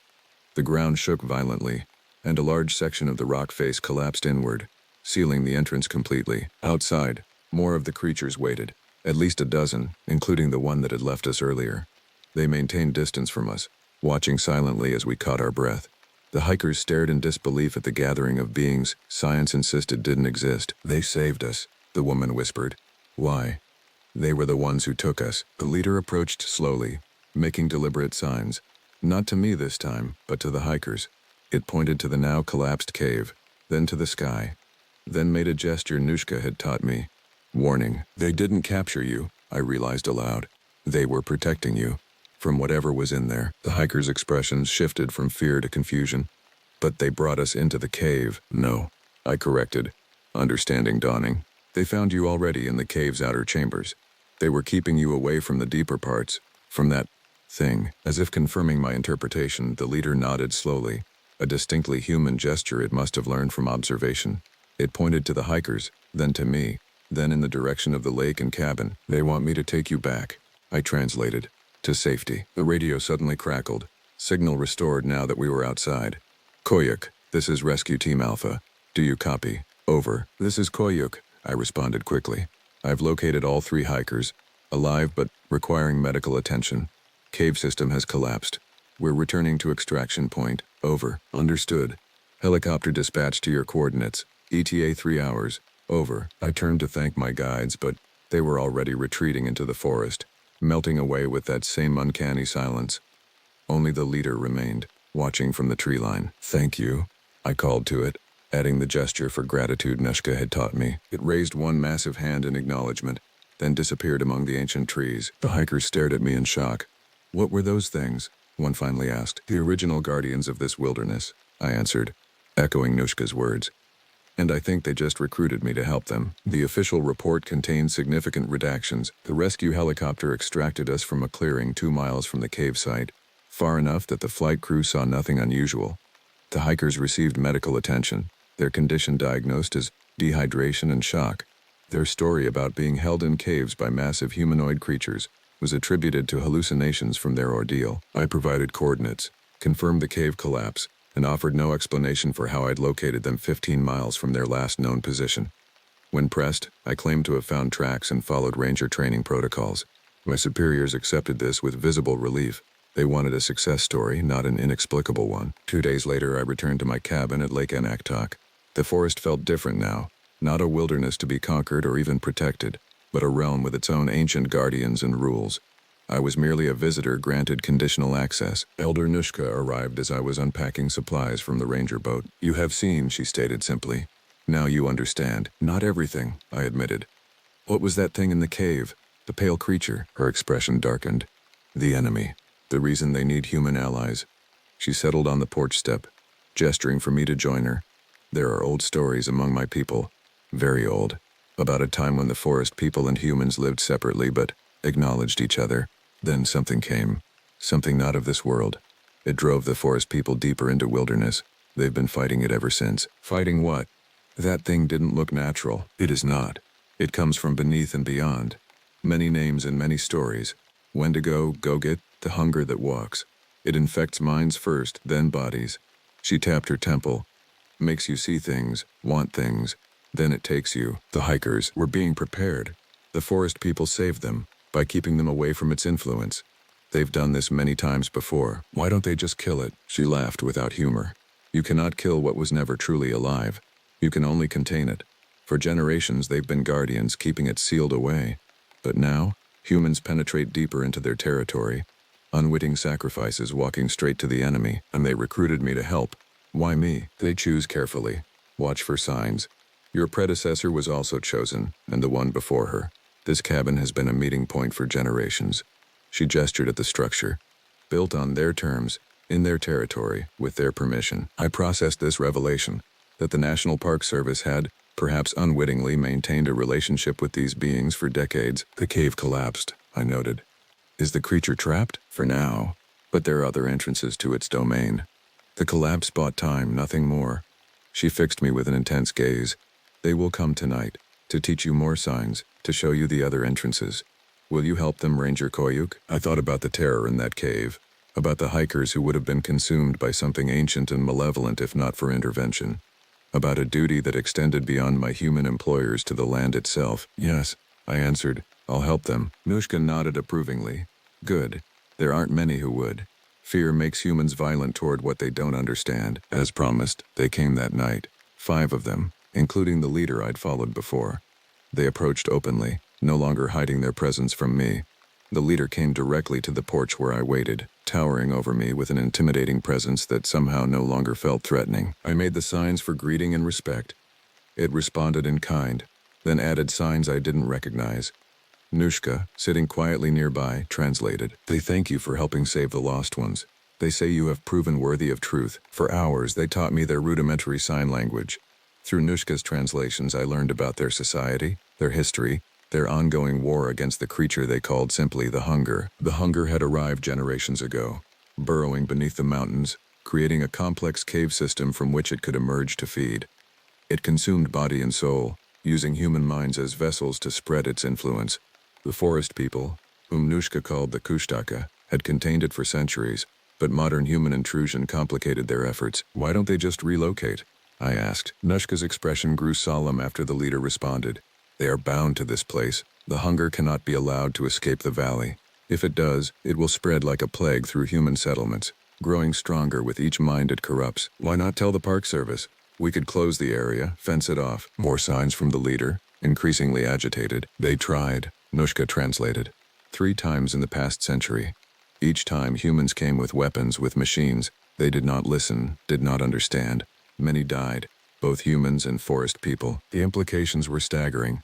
A shadow war had been raging in this wilderness, invisible to human society, with these creatures as the only barrier between humanity and something truly monstrous. Before departing, the leader gave me a final message. Nushka's voice grew grave as she translated. The hunger grows stronger. The cave collapse angered it. It will try another path soon. They need you to prevent humans from entering the North Valley until the season of snow. Can you do this? I nodded, understanding the gravity of my new responsibility. I'll find a way. They melted into the night, leaving me with knowledge few humans possessed, and a burden I'd never anticipated when accepting this post. The next morning, I contacted headquarters with an urgent recommendation: close the North Valley trails due to unstable geological conditions. I fabricated a convincing report about fissures and potential landslides, knowing that a summer closure would face resistance. When my supervisor questioned the recommendation, I played my final card. The safety of the recently rescued hikers had been compromised by exactly these conditions. The cave collapse that nearly killed them might have been just the beginning. The closure was approved. Signs would be posted, maps updated. The North Valley would be off limits until winter, when snowfall would naturally prevent access. For 2 weeks, I patrolled the boundaries, turning away the few determined hikers who tried to circumvent the closure. The forest people appeared occasionally, watching from distance, ensuring I maintained my end of our unspoken agreement. Then came the night that changed everything. A series of earthquakes, minor tremors barely registering on seismic equipment, shook the region. To casual observers, it was nothing alarming. To me, it signaled something trying to break free. The forest people appeared at dusk, more agitated than I'd ever seen them. Their signs were urgent, demanding I follow immediately. I grabbed my emergency gear and joined them without question. We traveled through the night, covering difficult terrain with remarkable speed. By dawn, we'd reached a different section of the North Valley, a rocky area dominated by a sheer cliff face. At its base, a narrow fissure leaked yellowish mist into the morning air. The leader pointed at the fissure, then made the sign for hunger, followed by escape. The creature was breaking through a new exit. I activated my emergency radio, calling for immediate support. Geological emergency in North Valley Section C7, toxic gas venting from new fissure. Request immediate specialized containment team. Potential hazard to regional water table. It wasn't entirely a lie. The yellowish mist certainly appeared toxic, but I knew no containment team could handle what was really trying to emerge. As we waited for the response team, the forest people worked frantically, dragging massive stones and fallen trees to the fissure, attempting to seal it. The ground trembled continuously underfoot, the fissure widening despite their efforts. A roar erupted from deep within the earth, the same horrific sound I'd heard in the cave. The forest people responded with their own vocalizations, a chorus of defiance against the ancient enemy. 4 hours later, helicopters appeared overhead. The forest people retreated instantly, vanishing into the tree line. I remained, directing the hazmat team to the fissure, maintaining my story about toxic geological emissions. They deployed containment measures: concrete, expanding foam, sensor equipment. I watched with silent hope, knowing these human efforts might temporarily reinforce what the forest people had begun. As the team worked, I noticed movement at the tree line. Not the forest people this time, but a human figure, Elder Nushka, observing from distance. When our eyes met, she nodded once, then retreated into the forest. By nightfall, the fissure was sealed with 20 tons of quick-setting concrete and a monitoring station established nearby. The team departed, leaving me to maintain observation overnight. In the darkness, the forest people returned, examining the human handiwork with evident curiosity. The leader approached, gesturing toward the now sealed fissure, then to me, then made the sign for gratitude. I nodded acknowledgement, then asked the question that had been haunting me. Will it hold? The leader's response needed no translation. A gesture of uncertainty, followed by the sign for watching and waiting. We had won a battle, not the war. As dawn approached, I realized my role had fundamentally changed. I was no longer just a park ranger but a sentinel standing between humanity and something ancient and malevolent. A bridge between two species united against a common enemy. The forest people departed with the morning light, but I knew they remained nearby, watching, waiting, as they had for generations. I returned to my cabin to file reports filled with geological terminology and environmental concerns, protecting a truth the world wasn't ready to accept. That night, a final visitor arrived, Elder Nushka, bearing a small wooden box. For you, she said, placing it on the table. From them, inside lay a necklace of intricately carved stone beads, each bearing symbols matching those I'd seen in the cave. A mark of their trust, she explained. Wear it when you enter their territory, and they will know you as ally. How long have you been their messenger? I asked. Since I was a girl. My grandmother before me, and hers before that. She smiled faintly. The burden passes through generations. Now it includes you. As she left, she paused at the door. Your name, Koyuk, man of the wilderness. Did you choose it by chance? It just felt right when I came here. She nodded, unsurprised. Names have power. They saw that power in you before you even arrived. Nothing here happens by chance, Ranger Koyuk. Remember that. I stood at the window long after she departed, watching the tree line as dusk settled over the wilderness. Movement caught my eye. Massive shadows flowing between ancient trunks with graceful precision. The guardians continued their vigil, as they had for centuries. And now, so would I. 6 months passed. Winter transformed the landscape into a frozen stillness that made patrols difficult but sealed the North Valley beneath impenetrable snow. The concrete barrier held, its monitoring equipment showing no further seismic activity. The forest people appeared less frequently, their massive forms occasionally visible through snow-laden branches. They maintained distance but acknowledged my presence with subtle gestures when our paths crossed. My reports to headquarters remained factual but vague, documenting weather conditions, wildlife sightings, and maintenance issues. My request to extend my assignment for another year was approved without question.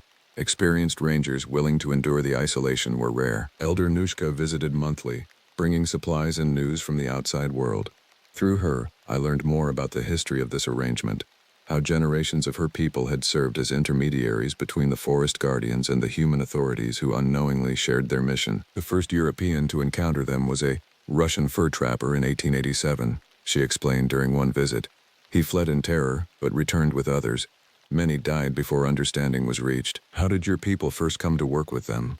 I asked, long before recorded history. Our oldest stories tell of the great hunger that came from the sky, and how the tall ones helped contain it. She gestured toward the mountains. The valley was not always a valley. Once it was flat land. The tall ones and our ancient shamans sacrificed much to create the containment. I absorbed this, imagining a cataclysm powerful enough to reshape the landscape, part natural disaster, part deliberate action. When spring arrived, melting snow revealed new fissures surrounding the concrete barrier. The monitoring equipment remained silent, but yellowed vegetation circled the site like a disease spreading outward. I documented everything, sending samples to headquarters for analysis. The results came back inconclusive, abnormal but attributable to unique mineral composition in the soil. The forest people grew more active as the weather warmed. They patrolled in groups, reinforcing the barrier with their own methods. Structures of interwoven living saplings grown at impossible speeds through some process I couldn't comprehend. In late May, the first hikers of the season arrived in the southern part of my territory. I welcomed them with standard safety briefings, carefully steering them away from the North Valley without arousing suspicion. One night, as I reviewed patrol maps, the radio crackled unexpectedly. Anaktok Basin, this is Dr. Leah Mikva, Geological Survey, requesting permission to access North Valley Restricted Zone tomorrow. Authorization code Sierra 934. Over. I froze. No geological survey had been scheduled. This is Ranger Koyuk. May I ask the purpose of your survey? Over. Routine follow-up to last year's seismic anomalies. 3-person team, 1 day on site. Over. I considered my options carefully. Denying access would raise questions. Allowing it might expose secrets better kept hidden. Understood. Please report to Anaktok Basin Cabin at 0800 hours for escort. Safety protocols in effect. Over. Copy that. See you at 0800. Over and out. I immediately hiked to the meeting place where the forest people occasionally left signs for me. A lightning-struck tree halfway to the North Valley. There, I left my own message. Rocks arranged in the pattern they'd taught me for danger and strangers. By morning, I'd made my decision. I would escort the team, control what they saw, and protect both their safety and the greater secret. If necessary, I would reveal limited information to Dr. Mikva, enough to establish the importance of containment without exposing the full truth. The geological team arrived precisely at 0800 NAS Dr. Mikva, a thin woman with intelligent eyes, accompanied by 2 younger assistants laden with equipment. Their credentials appeared legitimate, but something felt wrong. Their interests seemed too focused, too specific. We've identified unusual magnetic anomalies around the concrete installation, Dr. Mikva explained as we hiked. Completely unexpected for this geological formation. The whole area is unusual, I replied carefully. That's why we maintain the closure. She studied me with sudden intensity. Ranger Koyuk, how long have you been stationed here? Almost a year, and you've noticed nothing unusual? Beyond the geological features, I maintained a neutral expression. Define unusual, doctor. Before she could respond, movement caught my eye.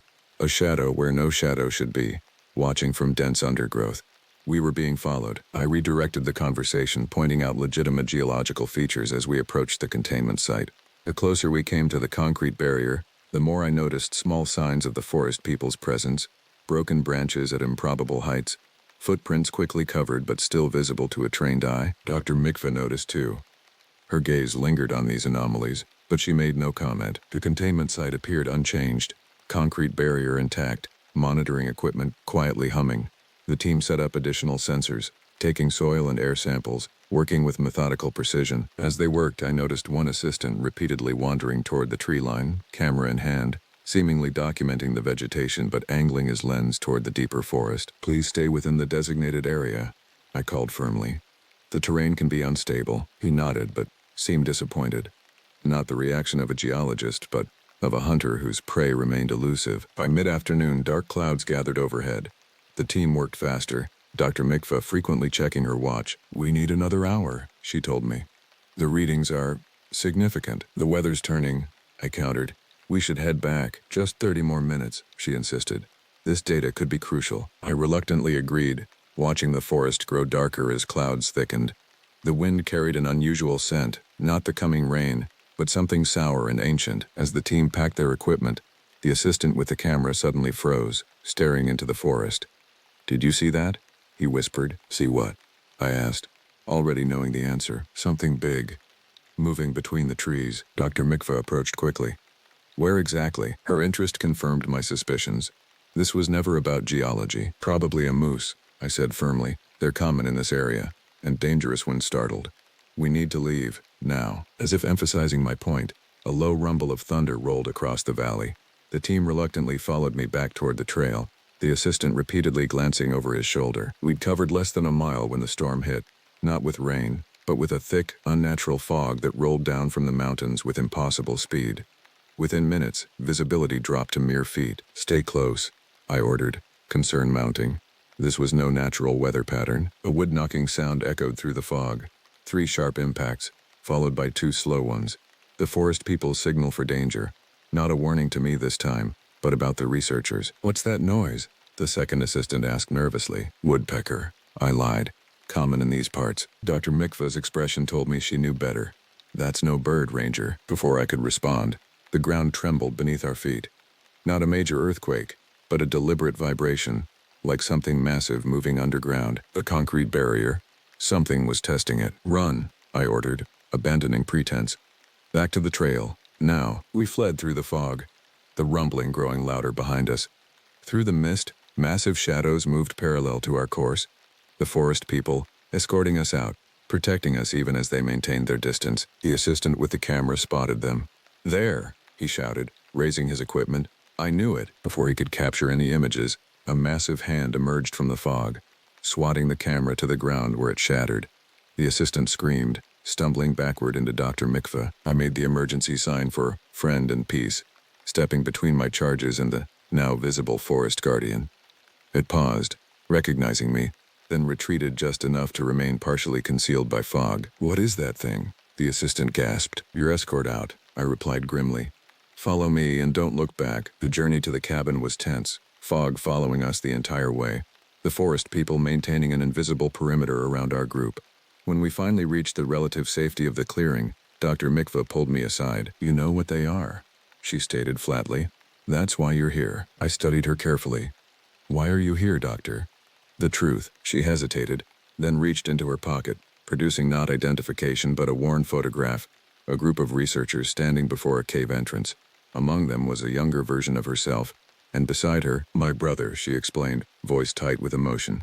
He disappeared in these mountains 20 years ago. The official report said he fell, that his body was never recovered. She pointed to the photo. But this was emailed to me 3 weeks ago from an anonymous source. Look at the date stamp. The photo had been taken 1 week before our conversation. He's alive, Ranger. Somehow. And I need to find him. The pieces fell into place. Dr. Mikva wasn't hunting the forest people out of scientific curiosity, but searching for a lost brother who had somehow survived for decades in this wilderness. Doctor, I began carefully, if your brother is here, He's not. He may not be human anymore, she finished. I've spent 20 years researching the legends, the transformations, people taken into the forest who become something else. She knew more than I'd expected. Perhaps enough to understand the greater threat, the containment site, I said slowly. It's not just a geological anomaly, I know. Whatever's down there, it's what my brother was researching when he disappeared. She met my gaze directly. He was looking for something ancient, something that doesn't belong in our world. The fog had begun to dissipate, revealing a silent circle of forest people surrounding the cabin clearing. They made no move to approach, but their message was clear. They were listening, evaluating. Dr. Mikva saw them too, but showed no fear. They protect it, contain it, yes, I nodded slowly. They've been doing it for generations, and they recruit help when they need it. Like you, like me, I confirmed. And possibly like your brother. Hope flickered across her face. Then he's with them? I don't know. But if he's been here all this time, they would know. I gestured toward the watching guardians. They remember everything. The leader stepped forward, massive form fully revealed in the clearing light. It studied Dr. Mikva with evident recognition, then made a series of signs, complex, detailed communication intended for her specifically. To my astonishment, she responded with her own signs. Not the rudimentary gestures I'd learned, but fluid, practiced movements. You speak their language, I realized. My brother taught me the basics, from his early research. I've been practicing since I found the photo.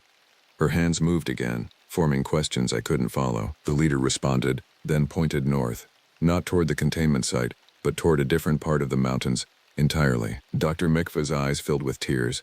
He's alive. Changed, but alive. She turned to me. Will you help me find him? I looked at the forest people, receiving a subtle nod from the leader. On one condition. Your research, your equipment, everything you've gathered about this area, it can't leave here.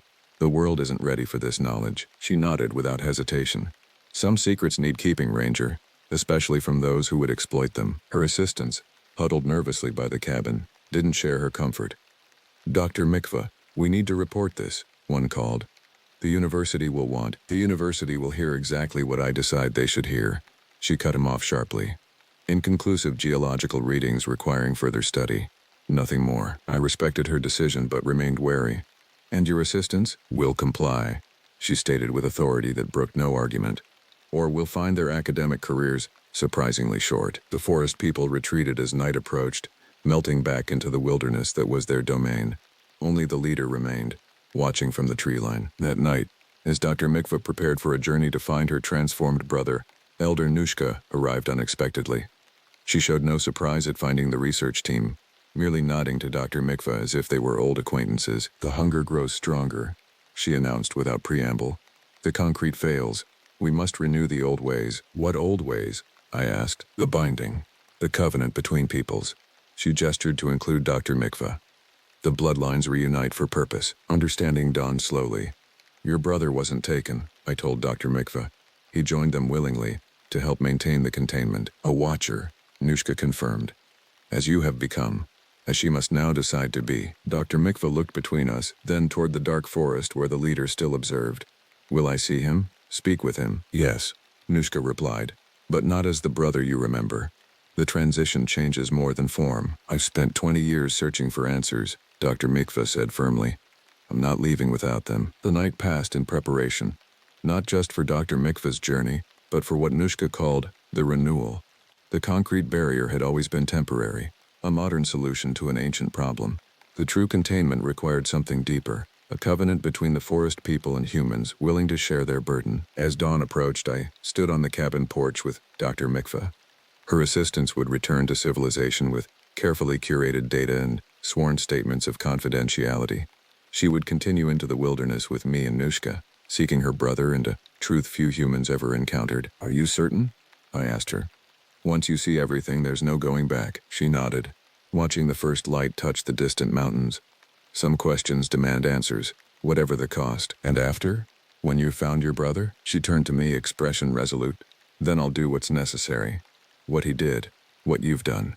She touched the stone necklace I wore, the symbol of my covenant with the forest guardians. Some burdens are meant to be shared. The leader emerged from the tree line as the sun rose fully, approaching with the fluid grace that had once terrified me but now seemed merely part of the natural order. It made the sign for journey and beginning. Dr. Mikva responded with the sign for ready and truth. I made the sign for protection and alliance. Together we walked into the ancient forest, toward a reunion decades in the making and a renewal of bonds far older than human memory. Behind us the cabin stood as it had for generations, a human outpost in territory that had never truly belonged to humanity alone. The wilderness had its own guardians, and now it had one. My name is Dakota Ravenwolf. In the language of the Lakota, Dakota means friend to everyone. The irony of that name isn't lost on me now, alone in this cabin, miles from the nearest human being, listening to something large move through the underbrush outside my window. Something that is decidedly not my friend. I took this job as a park ranger in the Denali Wilderness of Alaska 6 months ago, leaving behind a cramped apartment in Seattle and a life that felt increasingly meaningless. The National Park Service posting had appeared almost mystically in my inbox one gray morning. Experienced wilderness guide needed, remote outpost management. The position offered solitude, purpose, and a connection to the land that called to something deep within me. My grandmother, who had raised me on stories of our ancestors' connection to the natural world, would have understood this pull better than anyone. The interview process was rigorous. They needed someone who could handle the isolation, the harsh conditions, and who possessed the skills necessary to survive if things went wrong. My years as a wilderness guide in the Olympic Mountains, along with my training in emergency medicine, made me a strong candidate. When they offered me the position, I accepted without hesitation. My outpost sits on the edge of a pristine lake that reflects the snow-capped mountains like a mirror on calm days. The cabin itself is sturdy, built in the 1950s but renovated over the years with solar panels, a satellite phone, which works when the weather permits, and basic amenities that make the isolation bearable. My primary responsibilities include monitoring wildlife populations, assisting lost hikers, enforcing park regulations, and collecting environmental data. Every 2 weeks, a supply plane lands on the lake, bringing provisions and taking my reports back to headquarters. The first 3 months were peaceful. I established my routines, charted the surrounding wilderness, and documented the rich ecosystem. Eagles soared above the lake, catching fish with surgical precision. Moose waded through the shallows at dawn. Wolves howled from distant ridges as darkness fell. I felt privileged to witness this untamed world, to be its guardian rather than merely its visitor. That all changed with the first snowfall of October. I awoke that morning to a transformed world. 6 inches of fresh powder blanketing everything in sight. After preparing coffee on my wood-burning stove, I bundled up for my morning patrol, strapping on snowshoes and packing emergency supplies in my backpack. The forest was still, sound absorbed by the snow, creating an eerie silence broken only by the occasional falling of snow from overburdened branches. 3 miles from the cabin, I found the first tracks. Initially, I thought they belonged to a particularly large bear, though most would be heading into hibernation by now. But as I studied them more closely, my certainty wavered. The prints were enormous, nearly 18 inches long, with 5 distinct toe impressions splayed widely at the front. They weren't bear tracks. Bears don't walk with such a pronounced bipedal gait, their rear paws stepping precisely where their front paws had been. These tracks showed a stride length of over 4 feet. Whatever made them was walking upright, like a human, but much larger. I photographed the prints, placing my gloved hand beside them for scale, and continued following them through the forest. They led to a small stream where they disappeared on the rocky shore. I searched both banks but found no exit point. It was as though whatever made the tracks had vanished into the water and never emerged. That night, as wind howled around my cabin and temperatures plummeted to 20 below, I reviewed the photos on my digital camera. The images didn't lie. Something extraordinarily large walked through my forest that morning. I composed a brief report for headquarters, attaching the images with notations about location and measurements, but stopped short of speculating what might have made them. Park Service scientists would draw their own conclusions. I closed my laptop and prepared for bed when I heard it for the first time. A deep, rumbling call that seemed to vibrate through the wooden walls of the cabin. It wasn't a wolf or a bear.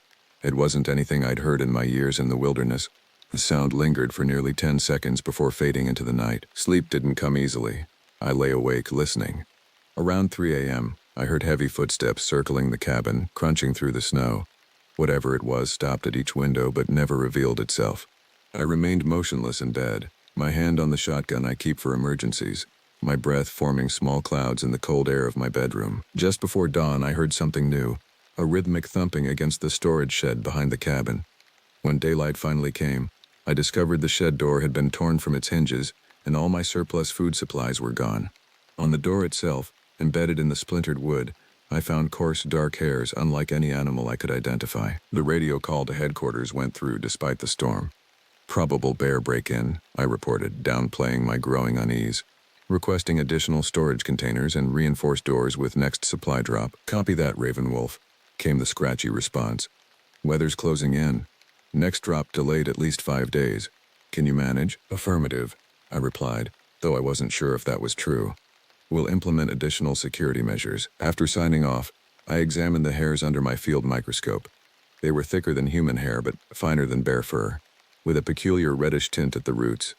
I sealed them in an evidence bag and labeled it carefully. That afternoon, I received an emergency transmission. A group of hikers had missed their scheduled check-in at the Southern Ranger Station.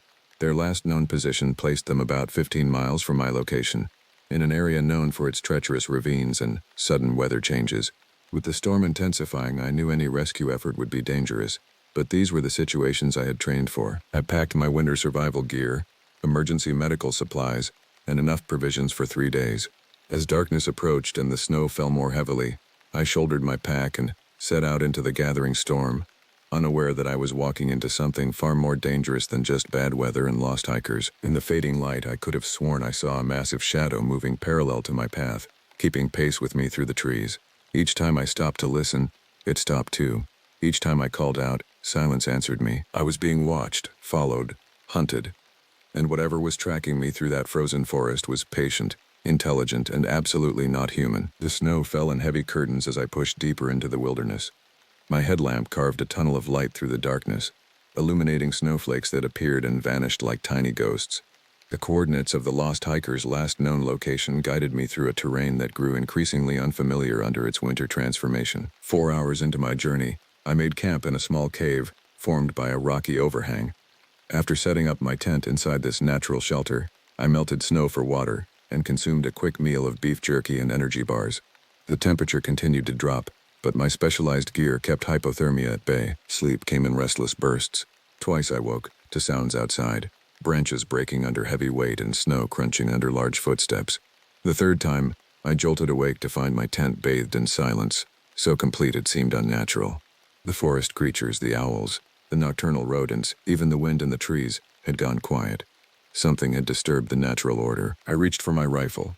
Moving with deliberate slowness, a shadow passed across my tent, enormous and hunched. I held my breath as the shadow paused, growing larger as whatever cast it came closer to my shelter. The fabric of my tent bulged inward as something pressed against it, not aggressively, but with curious intent. Through the thin material I could make out the vague outline of what appeared to be a hand, far larger than human, with fingers splayed wide. It moved across the tent wall, exploring the texture before withdrawing. Heavy footsteps circled my position twice before moving away, fading into the forest. Dawn couldn't come soon enough. When first light finally broke through the clouds, I emerged to find an area of disturbed snow around my camp. The tracks were similar to those I'd photographed days earlier, but these were fresher, more defined. They showed a clear bipedal gait, with occasional impressions where the creature had apparently crouched to examine something on the ground. Most disturbing were the tracks that led directly to my tent, where the snow was compressed in a semicircle, exactly where I had seen the shadow the night before. I collected more hair samples from a nearby tree trunk, where the bark had been recently abraded, approximately 8 feet above the ground. Something tall had rubbed against it, leaving behind biological evidence and territorial markings. Continuing my search for the missing hikers, I followed a narrow ravine that wound between 2 steep ridges. The storm had passed, leaving behind a crystalline day with visibility stretching for miles. Around midday, I spotted something red against the white landscape, a backpack partially buried in snow. The pack belonged to one of the missing hikers, Jason Keller, according to the ID in the front pocket. The contents were intact: food, water, camping gear, maps. Nothing appeared disturbed or damaged, but there was no sign of Jason himself. 50 yards away, I found a second pack belonging to Amber Lynn, another member of the missing party. Like Jason's, it seemed to have been carefully placed rather than dropped in panic. As I surveyed the area, I noticed a pattern emerging. The hikers' equipment, packs, a scattered tent, cooking gear, formed a rough circle approximately 200 feet in diameter. At the center of this circle stood a formation that stopped me cold. 3 slender pine trees had been uprooted and replanted upside down, their root systems pointing skyward like gnarled hands reaching for the clouds.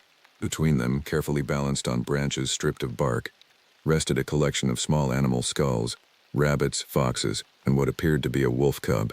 The entire arrangement felt deliberate, ritualistic. This was not the work of disoriented hikers or natural predators.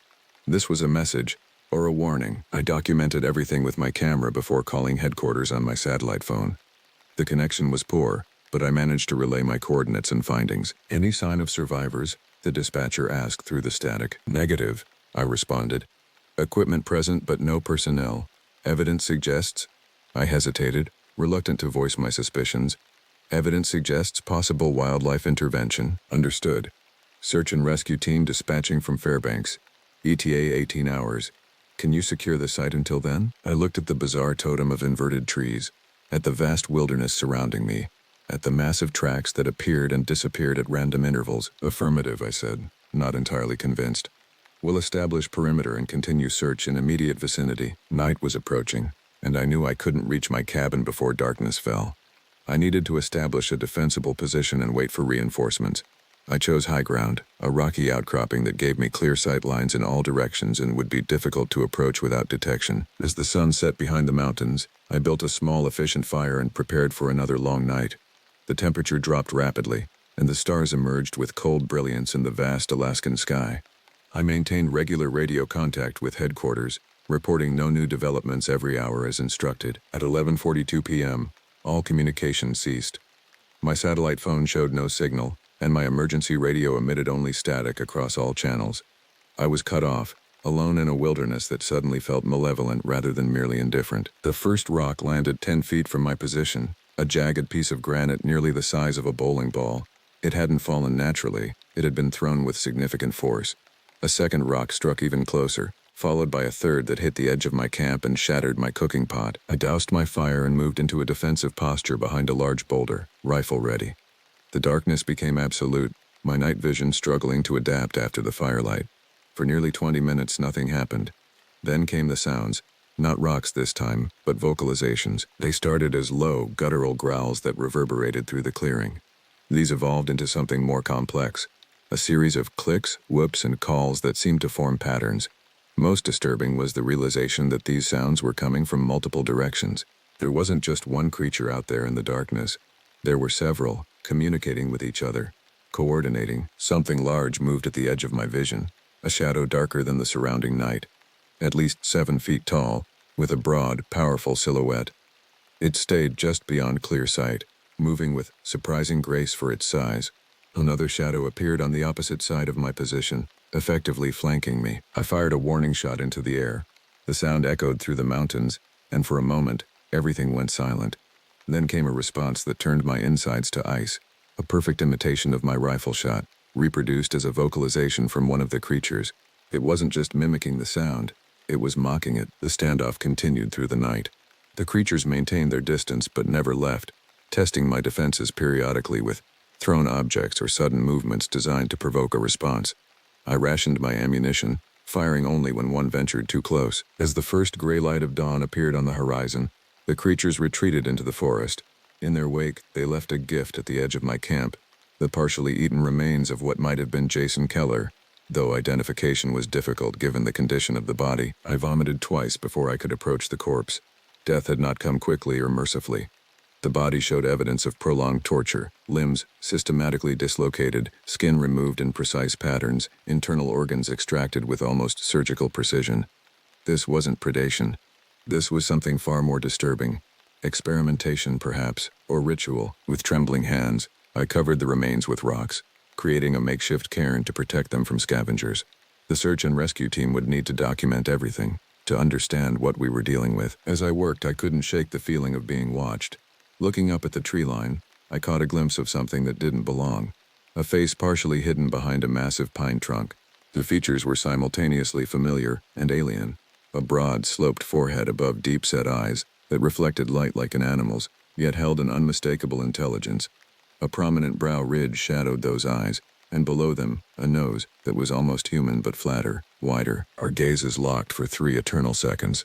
In that moment I recognized what the legends had tried to describe. The Sasquatch, the Wendigo, the thing that walks like a man but isn't one. Bigfoot. A name that trivializes what I saw in those eyes.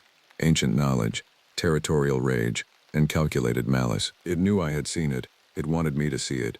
And as it slowly, deliberately raised one massive hand in what could only be described as a wave, I understood with perfect clarity that this was not our first encounter, nor would it be our last. The rescue team would arrive within hours, but already I doubted whether any of us would leave these mountains alive. The search and rescue team arrived shortly after noon, 4 experienced rangers equipped with wilderness survival gear and medical supplies. They moved with the confidence of those who had never encountered what lurked in these woods. I envied their ignorance even as I feared for their safety. Lead Ranger Michaels examined the corpse while his team secured the perimeter. His face remained professionally impassive, but I caught the momentary widening of his eyes, the almost imperceptible tightening of his jaw. 20 years in park service, he muttered. Never seen anything like this. What do you make of it? I asked, hoping for a rational explanation that might counterbalance my growing dread. He shook his head. Not bear, not wolf, not anything in the standard predator handbook. He stood, brushing snow from his knees. This is methodical, almost ritualistic. He eyed me carefully. You have a theory? I hesitated. In the daylight, surrounded by armed professionals, my experiences from the previous night seemed increasingly implausible. Who would believe tales of bipedal creatures throwing rocks and mimicking gunshots? Could be human, I offered instead. Some survivalist gone feral, maybe. Michaels nodded, but his expression suggested he wasn't convinced. We'll send in specialists from Anchorage. For now, we focus on finding the other hikers. We split into 2 teams. Michaels and Ranger Chen would continue searching the area where I'd found the equipment, while Ranger Knox, Ranger Valdez, and I would follow a series of tracks leading northwest toward a remote valley. Our progress was slow through the dense forest. The tracks appeared sporadically, sometimes disappearing for hundreds of yards before reappearing with unnerving precision, as though whatever made them knew exactly when we might lose the trail, and deliberately left new evidence to follow. These prints, Knox commented, kneeling beside a particularly clear impression. What do you make of them, Ravenwolf? I'd been dreading this question. Large mammal, bipedal gait, bear standing on hind legs? Valdez suggested. I shook my head. Consistent stride length suggests habitual bipedal movement, not occasional rearing. Knox met my eyes, unspoken understanding passing between us. He'd worked Alaska's wilderness long enough to have heard the stories, perhaps even harbored his own suspicions. Let's keep moving, he said simply. Daylight's burning. By mid-afternoon, we reached a small clearing dominated by a single, massive spruce tree. The snow beneath it had been systematically cleared, revealing bare earth in a perfect circle 30 feet in diameter. At the center of this circle lay the answer to at least one of our questions. The remaining hikers, 3 men and 2 women, sat in a semicircle, backs pressed against the trunk of the spruce. They were alive but unresponsive, staring straight ahead with vacant expressions. None showed external injuries, but their conditions suggested severe shock and exposure. Got survivors, Knox radioed to Michaels. 5 individuals, non-ambulatory, require immediate evacuation. As Valdez administered first aid, Knox and I surveyed the clearing. The disturbing details accumulated quickly. Claw marks on the spruce trunk at regular intervals, stretching up at least 15 feet, small piles of carefully arranged bones at compass points around the circle. Trees at the perimeter bent inward to create a crude dome-like effect. Someone wanted them contained, not killed. Knox observed quietly, ensuring Valdez couldn't hear. Why? Before I could respond, the radio crackled with Michael's voice. Base camp compromised, equipment destroyed, Chen injured, returning to your position, ETA 30 minutes, maintain security protocols. Knox's expression hardened. Defensive positions now. Valdez, get those hikers ready to move. We worked quickly, arranging the semi-catatonic hikers in transportable positions and establishing a perimeter. The forest had gone silent again, that unnatural quiet I'd come to recognize as a warning sign. Something was watching us, evaluating our strength, our readiness. A low, rumbling growl emanated from the northern edge of the clearing. Knox raised his rifle instinctively. A second growl answered from the east, then a third from the south. They're surrounding us, I whispered, the realization turning my blood cold. Who's surrounding us? Valdez asked, panic edging into her voice. Before either Knox or I could answer, one of the hikers, a woman in her early 30s with matted blonde hair, suddenly spoke in a monotone voice. They took our eyes and gave them back. They took our voices and gave them back. They took our minds. She turned her vacant stare toward me. Those they kept. What's she talking about? Valdez demanded. The woman continued as if she hadn't heard. They learn from what they hunt. They become more like us with each passing season. Soon they'll walk among us, wearing our skins, speaking with our voices. Knox positioned himself between the hikers and the forest edge. Ravenwolf, how many do you think are out there? I scanned the tree line, catching glimpses of movement. Shadows shifting against shadows. At least 3, possibly more. Can we make it to the extraction point? I calculated distances, terrain challenges, and the fading daylight. Negative. 2 hours minimum to reach the lake. We'd be exposed the entire way. Knox made a decision. We hold position. When Michaels arrives, we'll have enough personnel to move these people safely. The next 20 minutes stretched like hours. The creatures maintained their distance but made their presence known through strategic movements and occasional vocalizations. They seemed to be testing our defenses, looking for weaknesses, communicating complex information to each other through their system of calls and responses. When one of the male hikers began convulsing, Valdez rushed to his side, momentarily leaving her assigned sector. In that instant, something massive burst from the forest edge, a blur of dark fur and powerful limbs. It covered 30 feet in seconds, moving with shocking speed for its size. Knox fired twice. The creature staggered but didn't fall. It retreated to the tree line, leaving a trail of dark blood on the snow. Did you see it? Valdez gasped, her face drained of color. Focus on your sector, Knox ordered, but his voice had lost some of its authority. We'd all seen it, too clearly for denial, too briefly for proper comprehension. 7 feet tall at minimum, covered in dark reddish-brown fur, with a body that combined human and ape-like characteristics in a way that defied conventional taxonomy. When Michaels and Chen finally arrived, Chen was limping heavily, a field bandage wrapped around his right thigh. His eyes held the haunted look of someone who has seen something his mind cannot properly process. We need immediate extraction, Michaels announced without preamble. Chen radioed for helicopter support before we left base camp. ETA 45 minutes. 45 minutes might be too long, I said, explaining what we'd encountered. Michaels absorbed this information with remarkable composure. We create a defensible position here.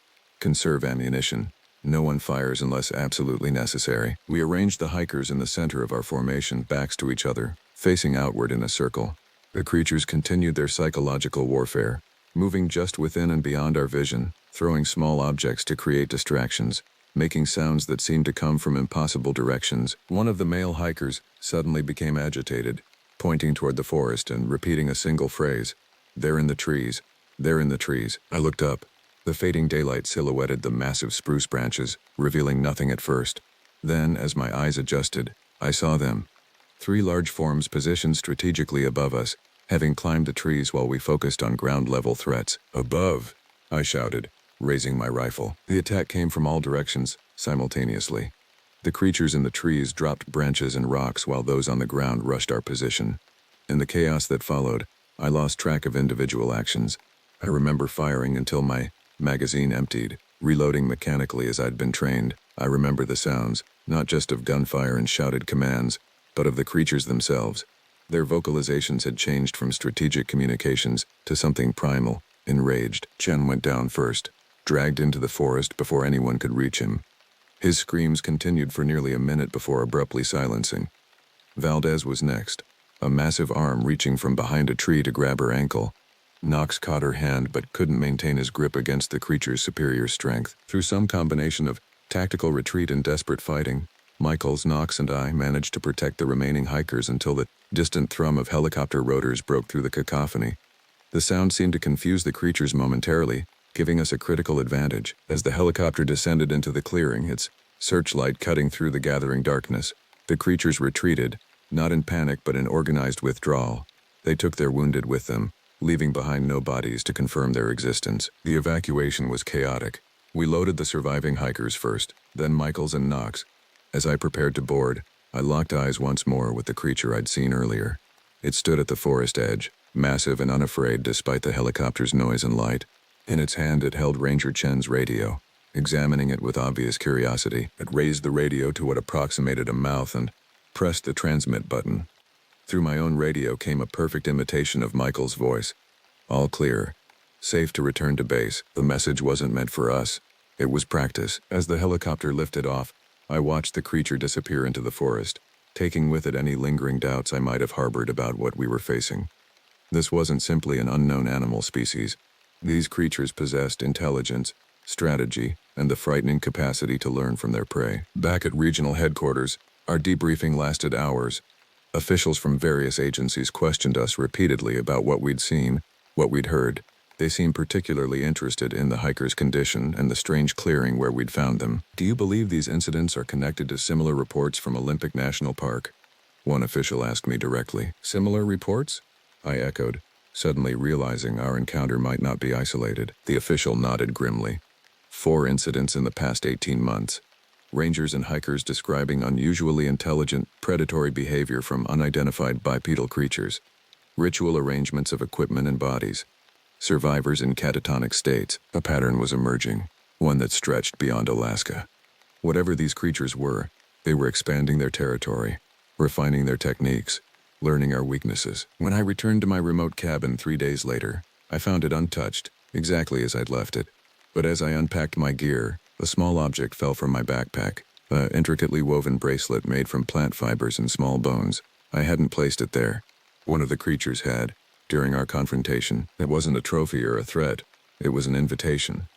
They were studying us, learning from us, and they wanted me to know it. That night, as wind howled around my cabin and the northern lights danced across the sky, I made detailed notes of everything I'd witnessed.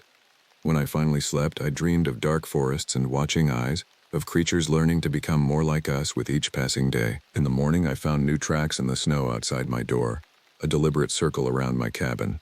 They hadn't gone anywhere.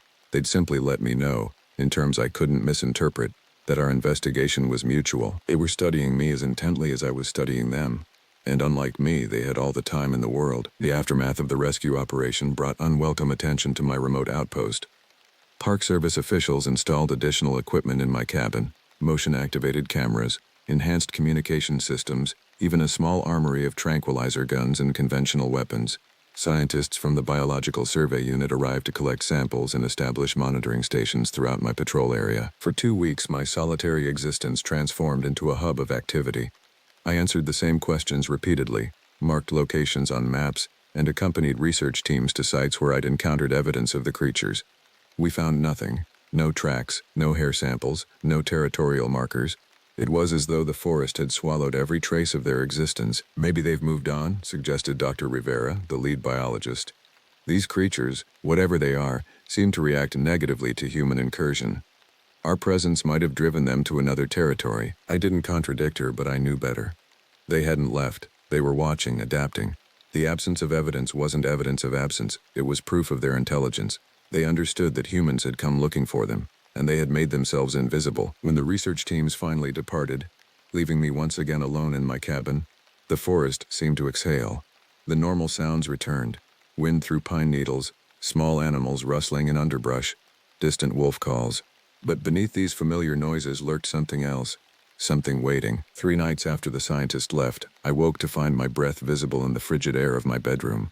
The wood stove had gone out despite being fully stoked before I retired, something that had never happened before.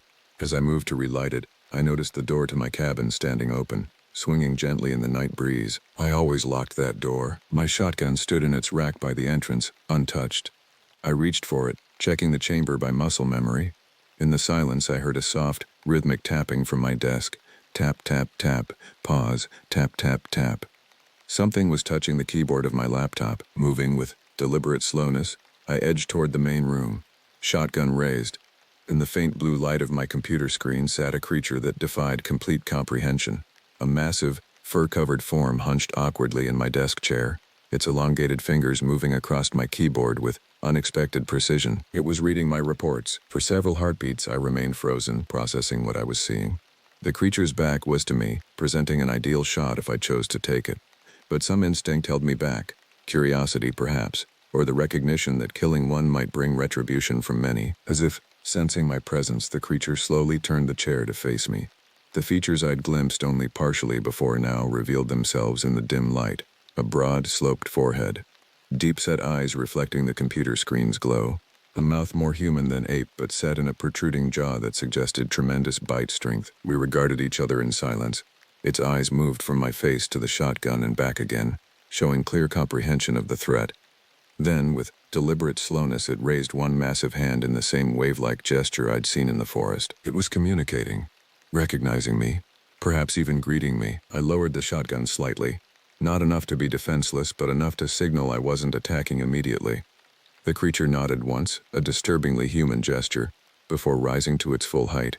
Standing, it towered over me by at least 2 feet, its broad shoulders nearly spanning the width of my small living area. In one fluid motion too fast for me to react, it swept my laptop from the desk into a crude satchel made from woven plant fibers and animal skin. My research, my reports, my communications with headquarters, all taken. It moved toward the door, maintaining eye contact until the last possible moment. At the threshold, it paused, reaching into its satchel to retrieve something small. It placed the object carefully on my desk before disappearing into the night. I approached cautiously, shotgun still ready. On the desk lay Chen's Park Service badge covered in dried blood. The message was unmistakable. "We have studied you. We have taken one of you. We understand your hierarchy and symbols of authority." Dawn found me in a state of exhausted vigilance. Having spent the night reinforcing my doors and windows, I radioed headquarters, reporting the intrusion and theft in terms that emphasized data security concerns rather than the nature of the intruder. If I described exactly what I'd seen, they might question my mental stability. Isolation in the wilderness can affect perception and judgment. "Recommend immediate placement of security personnel at your location," the dispatcher responded after consulting with supervisors. "Team can deploy by afternoon." "Negative," I replied, surprising myself with the decision. "Situation contained. Additional personnel may escalate. Request permission to track and recover stolen equipment independently." There was a long pause before the response came. "Request approved with conditions. Daily check-ins required. Extraction team on standby. You have 72 hours to recover data before we send in a full security detail." They were giving me a chance to handle this quietly, to recover my laptop, without triggering a major operation that would likely find nothing except a possibly deranged ranger seeing things in the wilderness. I understood their perspective. Reports of mythical creatures don't fit neatly into bureaucratic response protocols. I spent the morning preparing for tracking, loading my pack with supplies, checking my weapons, reviewing topographical maps of the surrounding area. The creature's tracks were clear in the fresh snow, heading northeast toward a section of the park I'd rarely patrolled due to its rugged terrain and limited accessibility. By noon, I was following the trail through increasingly difficult country. The tracks showed no signs of fatigue or hesitation, maintaining a consistent stride length despite steep inclines and treacherous footing. Occasionally, I found evidence that the creature had stopped to rest or observe its back trail, positioning itself where it would have excellent visibility of any pursuers. It knew I would follow. It was leading me somewhere. As twilight approached, I reached a narrow ravine cut deep into the mountainside. The tracks descended into this natural corridor, which wound between sheer rock walls for approximately half a mile before opening into what my map identified as an isolated valley. Tackling such terrain in fading light represented significant risk, but returning to my cabin meant losing the trail in my 72-hour window of autonomous operation. I made the decision to proceed, using my headlamp sparingly to preserve night vision. The ravine channeled bitter wind that cut through my layers of insulation. Shadows played across the rock walls, creating illusions of movement that repeatedly drew my attention. The tracks remained clear on the snow-covered ground, but now I noticed something concerning. Additional tracks joining from side passages, converging into a well-worn path that suggested regular use. This wasn't the isolated movement of a single creature. This was a travel corridor, used by many. The ravine widened gradually, eventually opening into a valley approximately 2 miles long and 1 mile wide, surrounded by steep mountain slopes. Unlike the dense forest I'd traversed, this valley contained only scattered trees, providing limited natural cover. At its center lay a frozen lake, its surface reflecting the emerging stars like a dark mirror. I extinguished my headlamp completely, relying on natural light as I sought a defensible observation point. A rock outcropping near the valley entrance provided both cover and elevation, allowing me to survey the area through my binoculars. What I saw challenged every scientific principle I thought I understood. On the far shore of the lake stood structures, not the random assemblage of materials that animals might create, but deliberate constructions that demonstrated planning and purpose. Crude domes fashioned from bent saplings and covered with hides formed a semicircle around a central clearing. Between these structures moved the creatures, at least a dozen that I could count, varying in size but similar in form. They were organized.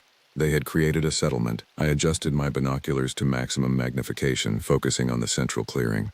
A large fire burned there, surrounded by what appeared to be sitting areas constructed from arranged stones and logs. Near the fire, 3 of the creatures worked cooperatively, manipulating objects I couldn't clearly identify at this distance. Movement to my right caught my attention. Approximately 50 yards away, partially concealed behind a large boulder, stood another creature. This one clearly on sentry duty, scanning the valley entrance with methodical attention. It would spot me if I moved. For hours I maintained my position, documenting what I observed through occasional notes written by feel in my waterproof notebook. The temperature dropped steadily, but I dared not move to generate warmth. Discovery now, surrounded and outnumbered, would likely mean death, or worse, captivity for study, like the hikers we had rescued. Near midnight, activity in the settlement increased dramatically. The creatures gathered in the central clearing, forming a circle around the fire. One larger individual, distinguished by gray fur around its face and shoulders, moved to the center of this gathering. It carried my laptop. Even at this distance, I could recognize the distinctive shape and the glowing screen that illuminated the creature's face in blue light.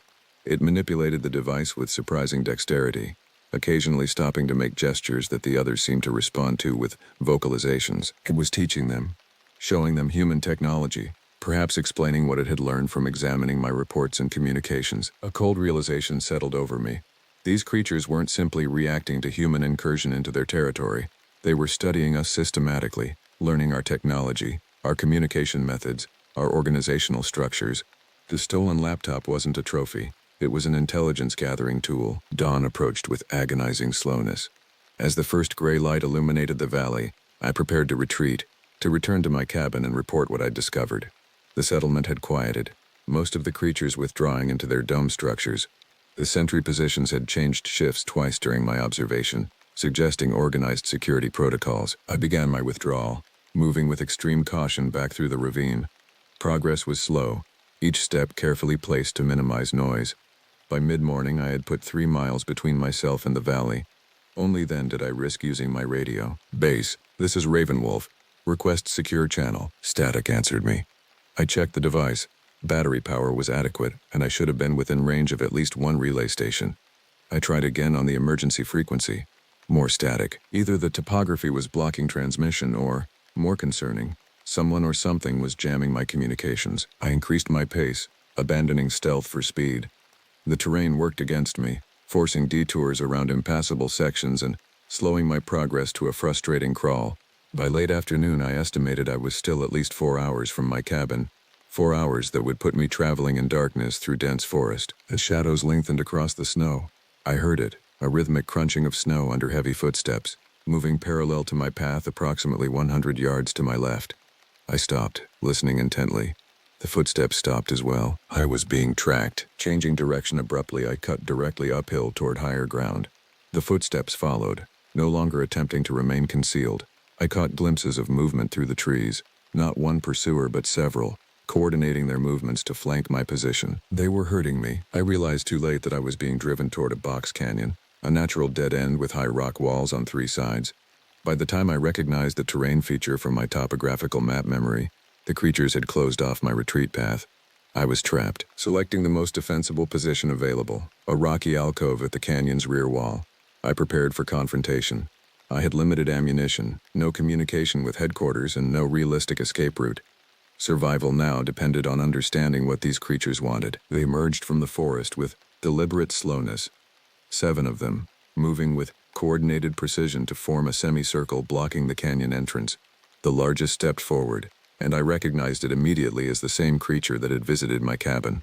In its hand, it held my laptop, screen dark now, battery likely depleted. It placed the laptop on the ground halfway between us, not returning it but using it as a marker, an invitation to parley. I maintained my defensive position, weapon ready but not aimed directly. The creature gestured toward the laptop, then pointed at me. The meaning seemed clear. "This is yours. Come take it." A trap? Perhaps. But if they wanted to kill me, they had ample opportunity during the night as I observed their settlement. This was something else. A test, an exchange, possibly even an attempt at communication. I stepped forward cautiously, keeping my attention divided between all 7 creatures. They remained motionless as I approached the laptop. When I reached it, the lead creature extended its other hand, revealing Chen's bloodied badge. A trade was being offered. My technology for their trophy. I hesitated, then slowly placed my weapon on the ground and retrieved the laptop. The creature watched intently, its eyes revealing an intelligence that disturbed me more than any physical threat could. When I offered Chen's badge in return, It shook its head in a disturbingly human gesture of negation. It didn't want the badge back. It wanted something else. From around its neck, it removed a crude necklace made from twisted plant fibers. Hanging from this necklace was a small stone tablet approximately 3 inches square, etched with symbols I didn't recognize. The creature held this object toward me, then pointed at my chest pocket, where I kept my Park Service identification, an exchange of credentials. A diplomatic gesture. With slow deliberation, I removed my ID card and held it out. The creature examined it carefully before taking it and offering the stone tablet in return. Our hands briefly touched during this exchange, its palm massive and calloused, covered in coarse hair but undeniably hand-like in structure and function. The moment our transaction completed, the creatures withdrew in unison, maintaining their semicircle formation as they backed toward the canyon entrance. None turned their backs to me, a tactical decision that demonstrated their understanding of potential threats. At the canyon entrance, the lead creature made one final gesture, extending its arm in my direction with palm upraised, fingers spread. Then it turned and disappeared into the forest, its companions following in precise formation. I examined the stone tablet in the fading light. The symbols etched into its surface resembled no writing system I recognized. Curves and angles arranged in patterns that suggested meaning without revealing it. This wasn't random scratching. It was communication of some kind. When I finally reached my cabin after nightfall, I found it undisturbed. My radio equipment functioned normally here, allowing me to check in with headquarters and report that I had recovered my laptop, omitting the details of how this recovery occurred. That night, as wind howled around my cabin and snow fell in silent curtains, I studied the stone tablet under my desk lamp. The symbols began to form patterns in my mind, repeated elements that might represent specific concepts or sounds. Was I looking at the written language of these creatures? Had they developed this independently, or was it a creation specifically intended for communication with humans? More importantly, what had they learned from my laptop, from my reports, my personal notes, my communications with the outside world? How much did they now understand about human society, technology, and organization? As sleep finally claimed me, one thought remained foremost in my mind. The creatures hadn't destroyed my laptop or kept it. They had studied it, then ensured its return to me. This wasn't the behavior of animals defending territory or predators seeking food. This was diplomacy. First contact. The deliberate establishment of communication between two intelligent species that had shared this planet for millennia without formal recognition of each other's nature. And I, Dakota Ravenwolf, park ranger assigned to a remote Alaskan outpost, had somehow become humanity's unwitting ambassador to a civilization that had existed in shadow and legend until now. The implications were simultaneously thrilling and terrifying. What happens when a species that has observed humanity's worst behaviors from the shadows decides it's time to make its presence officially known? That question would soon be answered, far sooner than I could have imagined, and in ways I never could have predicted. The stone tablet became my obsession. Each night after completing my official duties, I studied its enigmatic symbols under my desk lamp, photographing them, tracing them, searching for patterns that might reveal meaning. After 2 weeks, certain elements began to emerge, repetitions and variations that suggested a structured system rather than random markings. I maintained twice daily radio contact with headquarters, filing routine reports that mentioned nothing about my ongoing research.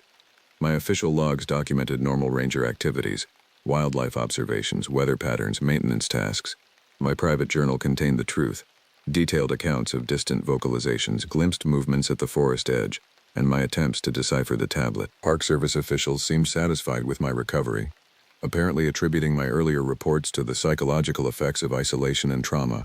The additional security measures installed in my cabin remained active but had detected nothing unusual since my return from the valley.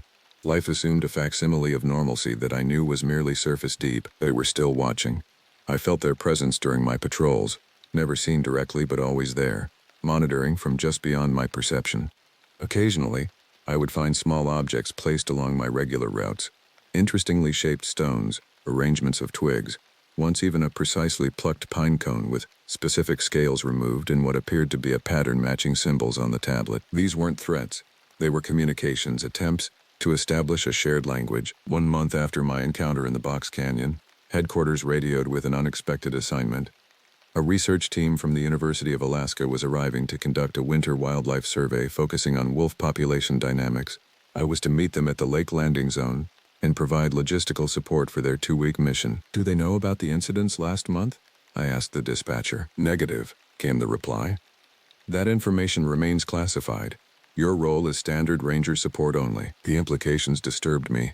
Civilians were being sent into active danger without warning.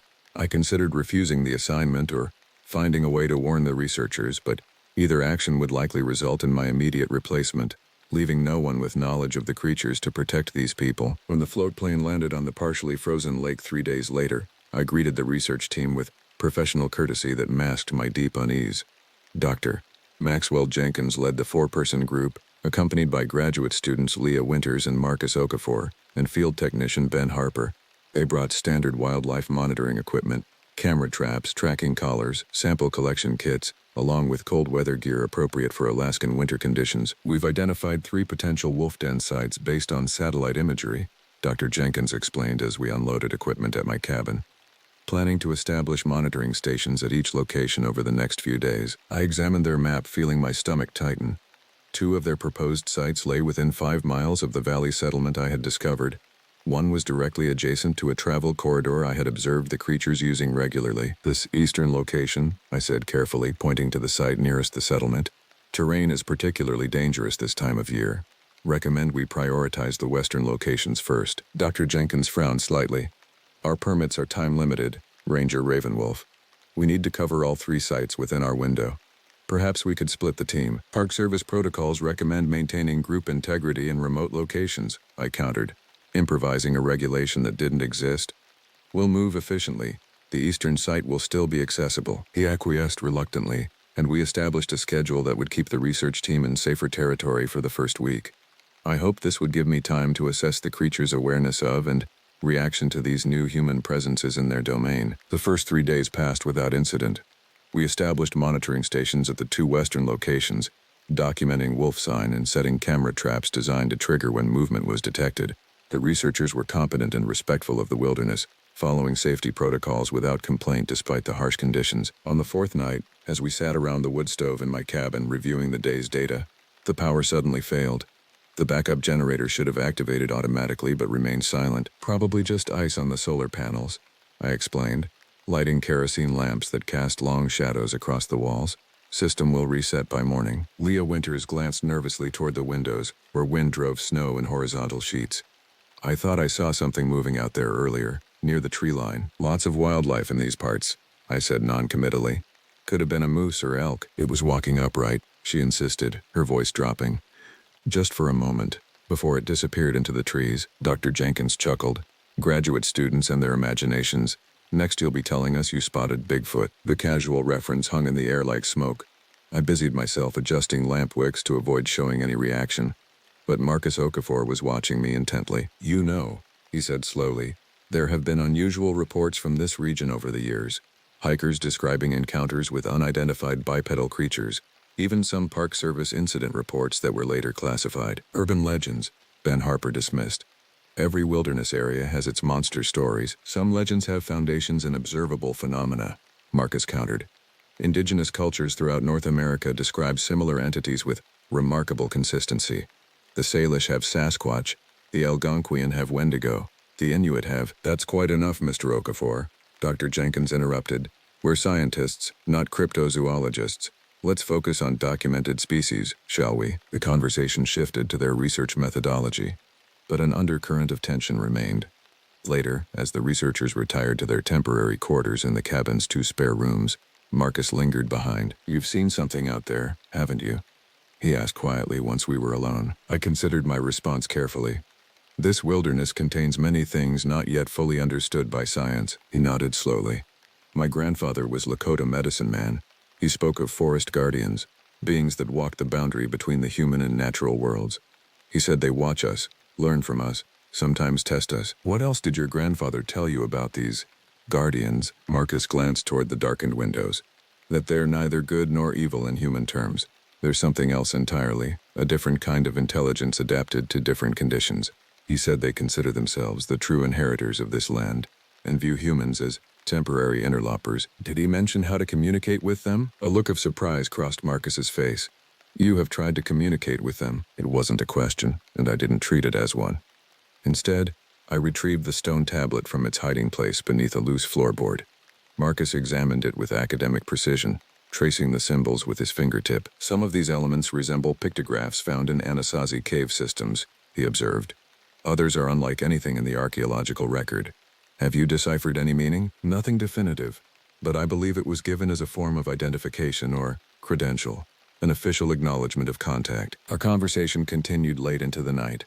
Marcus shared anthropological perspectives that aligned with my observations, providing contextual understanding I had lacked.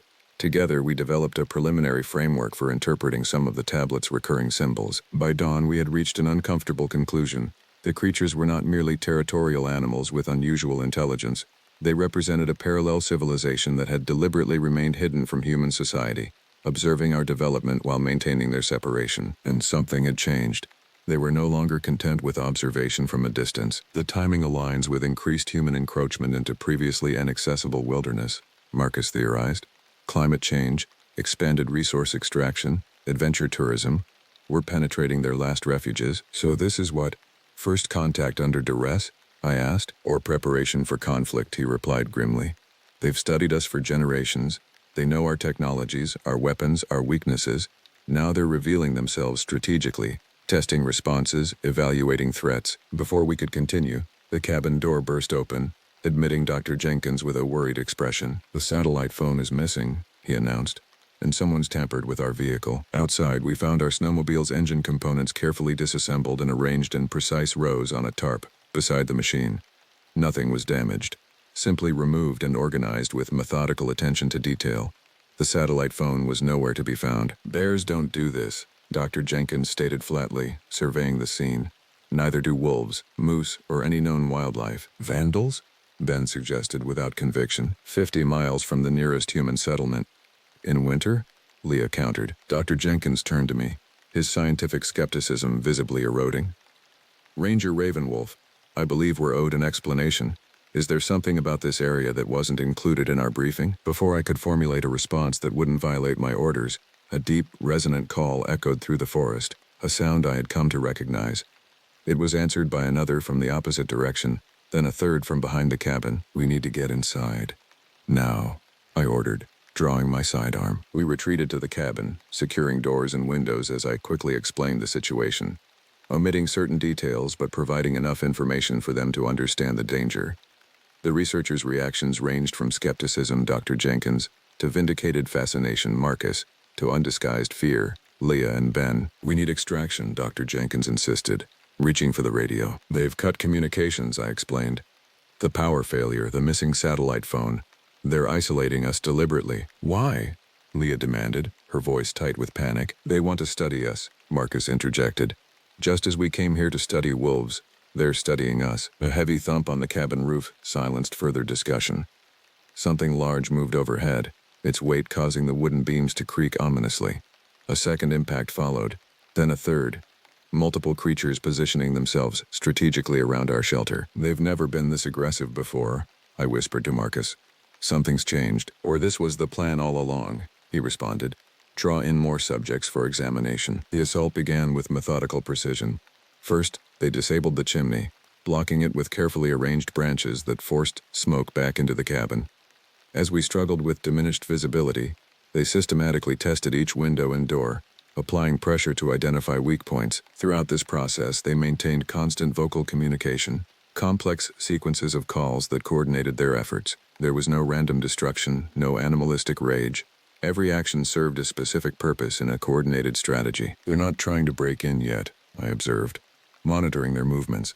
They're testing our defenses, observing our responses, like scientists conducting an experiment, Dr. Jenkins said, his academic mind finally accepting what his eyes were seeing.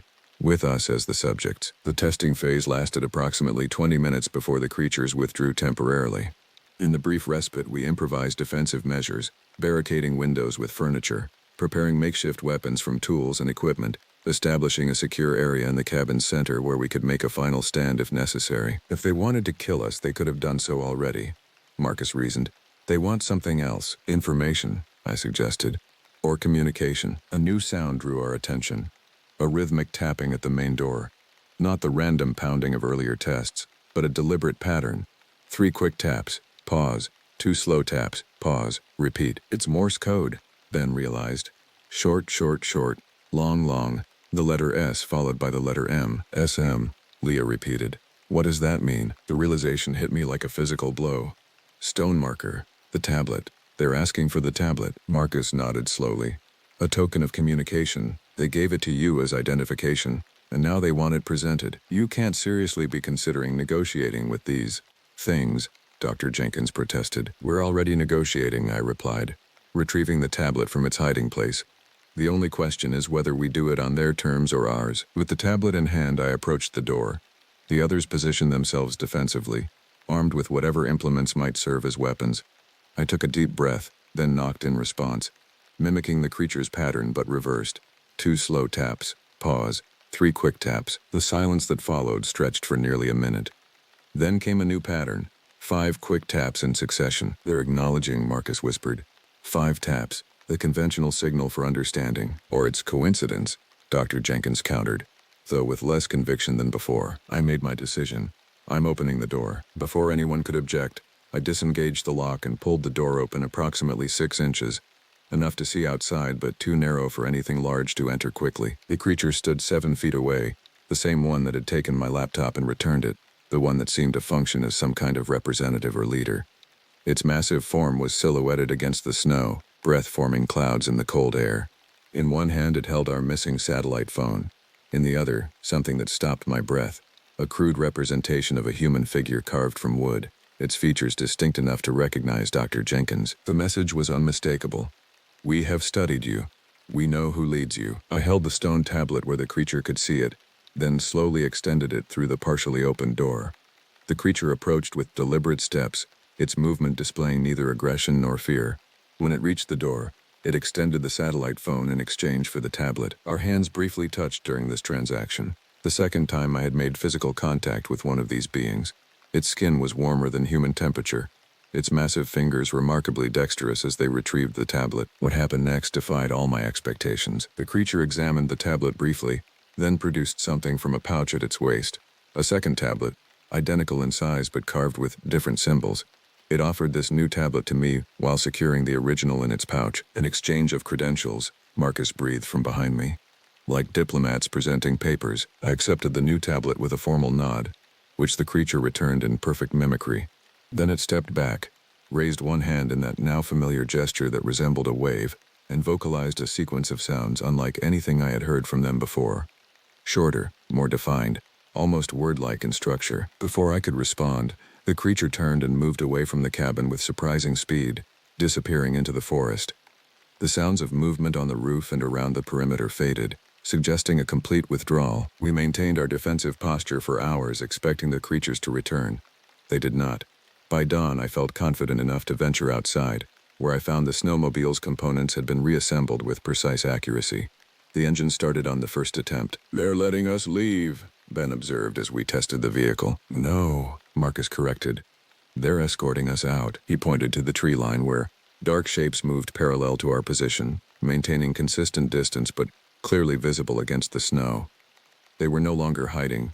They wanted us to see them, to know they were watching. Extraction team arrives tomorrow morning, I announced, having re-established radio contact with headquarters. We maintain security protocols until then. No one leaves the cabin alone. That night, as the researchers packed their equipment and prepared notes on an experience none of them would officially report, I examined the new tablet under my desk lamp. The symbols differed from the original, more complex, with interconnected elements that suggested advanced concepts. Marcus joined me in this examination, his anthropological training providing valuable insights. These aren't just identification markers, he concluded after hours of study. This is communication, specific information they want to convey. Can you decipher any of it? He pointed to recurring elements. This grouping appears 8 times with slight variations. It could represent locations, territories perhaps, and these connected symbols might indicate relationships or interactions. A pattern emerged as we worked, a map showing specific areas throughout Alaska and the Pacific Northwest, with symbols indicating both creature settlements and human developments. The message became disturbingly clear. They were showing us the extent of their presence, their awareness of our civilizations, and the increasing points of contact between our worlds. This wasn't just communication. It was notification. The extraction helicopter arrived as scheduled the following morning. As the researchers loaded their equipment, Dr. Jenkins approached me privately. My official report will document our wolf population findings only, he stated. But unofficially, what happens now? I gazed toward the forest edge, where I could still sense watchful eyes. First contact has already occurred. What follows is either dialogue or conflict, and which do you think they prefer? I think they've been watching us long enough to know our history, I replied. They've seen what happens when humans encounter something they don't understand. The researchers departed, carrying with them an experience that would remain officially undocumented, but personally transformative. I remained at my post, continuing my ranger duties while attempting to decipher more of the tablet's meaning. 2 weeks later, headquarters radioed with unexpected news. I was being transferred to a new assignment. A special interagency task force was forming to investigate unusual wildlife interactions throughout the Pacific Northwest wilderness areas. My experience made me an ideal candidate, they explained. What they didn't say, but I understood immediately, was that reports similar to mine had been filed by rangers across multiple national parks and forests. The creatures weren't just in Alaska. They were everywhere, emerging from hiding simultaneously in what could only be a coordinated effort. As I packed my few possessions and prepared to leave the cabin that had been my home, I placed both stone tablets carefully in my pack. Whatever came next, scientific discovery, government suppression, open contact, or hidden conflict, these artifacts represented something unprecedented in human history. Somewhere in the forest surrounding my cabin, intelligence not our own waited and watched. They had studied us for generations while we dismissed them as legend. They had learned our languages, our technologies, our weaknesses. Now they were ready to be acknowledged. My name is Dakota Ravenwolf, and I stand at the frontier between two worlds that have always shared this land but never truly met. What lies ahead remains unknown, but one truth has become inescapable. We are not alone in these ancient forests, and we never were. The Watcher in the wild has revealed itself, and it has been watching us for a very, very long time. I never thought I'd be in this mess. Hell, I didn't even want to leave New Orleans, but things get complicated when you owe money to the wrong people. Guess living off the grid sounded like a good idea after I found myself staring down a couple of guys who thought breaking fingers was a fine way to start a conversation. That's how I ended up in these woods. This happened back in 2003 in some forgotten pocket of Oregon. Name's Mitch Reeves, by the way. Don't bother looking me up. I haven't existed in the system since I ditched my old life. Now, I'm not some tree-hugging survivalist. Far from it. If you told me 5 years ago that I'd be chopping wood and making my own food, I would have laughed and handed you a drink. But life's funny that way. You take a wrong turn here, make a bad bet there, and suddenly you're learning how to catch fish with your hands because you're too cheap to buy a rod. I've been up here for about 8 months, living in a broken-down cabin I bought from an old man who swore it was fixer-upper material. The guy must have had a sense of humor, because this place was falling apart before I even got the keys. The roof sagged like a wet newspaper. The floorboards creaked and groaned under even my lightest step, as if the whole structure might give up and collapse at any moment. Most of the windows were cracked, letting in the bitter mountain air that seemed to cut right through me during those first few weeks. Every morning started with something needing repair, and by evening I'd managed to keep it from collapsing one more day. I patched holes with whatever I could find. Old boards, plastic sheeting, even pages torn from outdated magazines the previous owner had left behind. My hands grew calloused from constant work, and my back ached from hauling water from the nearby creek. The isolation was the hardest part at first. The nearest town was a good 20 miles away, and I only made the trip when absolutely necessary. Couldn't risk being recognized, even though the chances were slim out here. The silence would press in on me at night, so complete that I could hear my own heartbeat, the blood rushing in my ears. I'd lie awake, staring at the stained ceiling, remembering the constant noise of the city. Car horns, people shouting, music spilling from bars. Out here, the quiet felt like a physical presence. Winter came early my first year. The snow piled up outside, drifts sometimes reaching the windowsills. The wind howled through the trees, making sounds that sometimes resembled words or distant cries. I learned to ignore them. Just tricks of the mind, I told myself. The isolation playing games with my perception. By spring, I'd established a routine. Wake at dawn, check the traps I'd set for rabbits and squirrels, gather firewood, repair whatever had broken overnight. I scavenged materials from abandoned structures deeper in the forest, an old hunting blind, a collapsed shed. I never questioned why these places had been left to rot. Should have. Maybe that would have been my first warning. One thing I loved about this off-the-grid life? No neighbors. I didn't have to answer to anyone, just me, the trees, and maybe a squirrel or two. That was until my buddy Ryan showed up unannounced.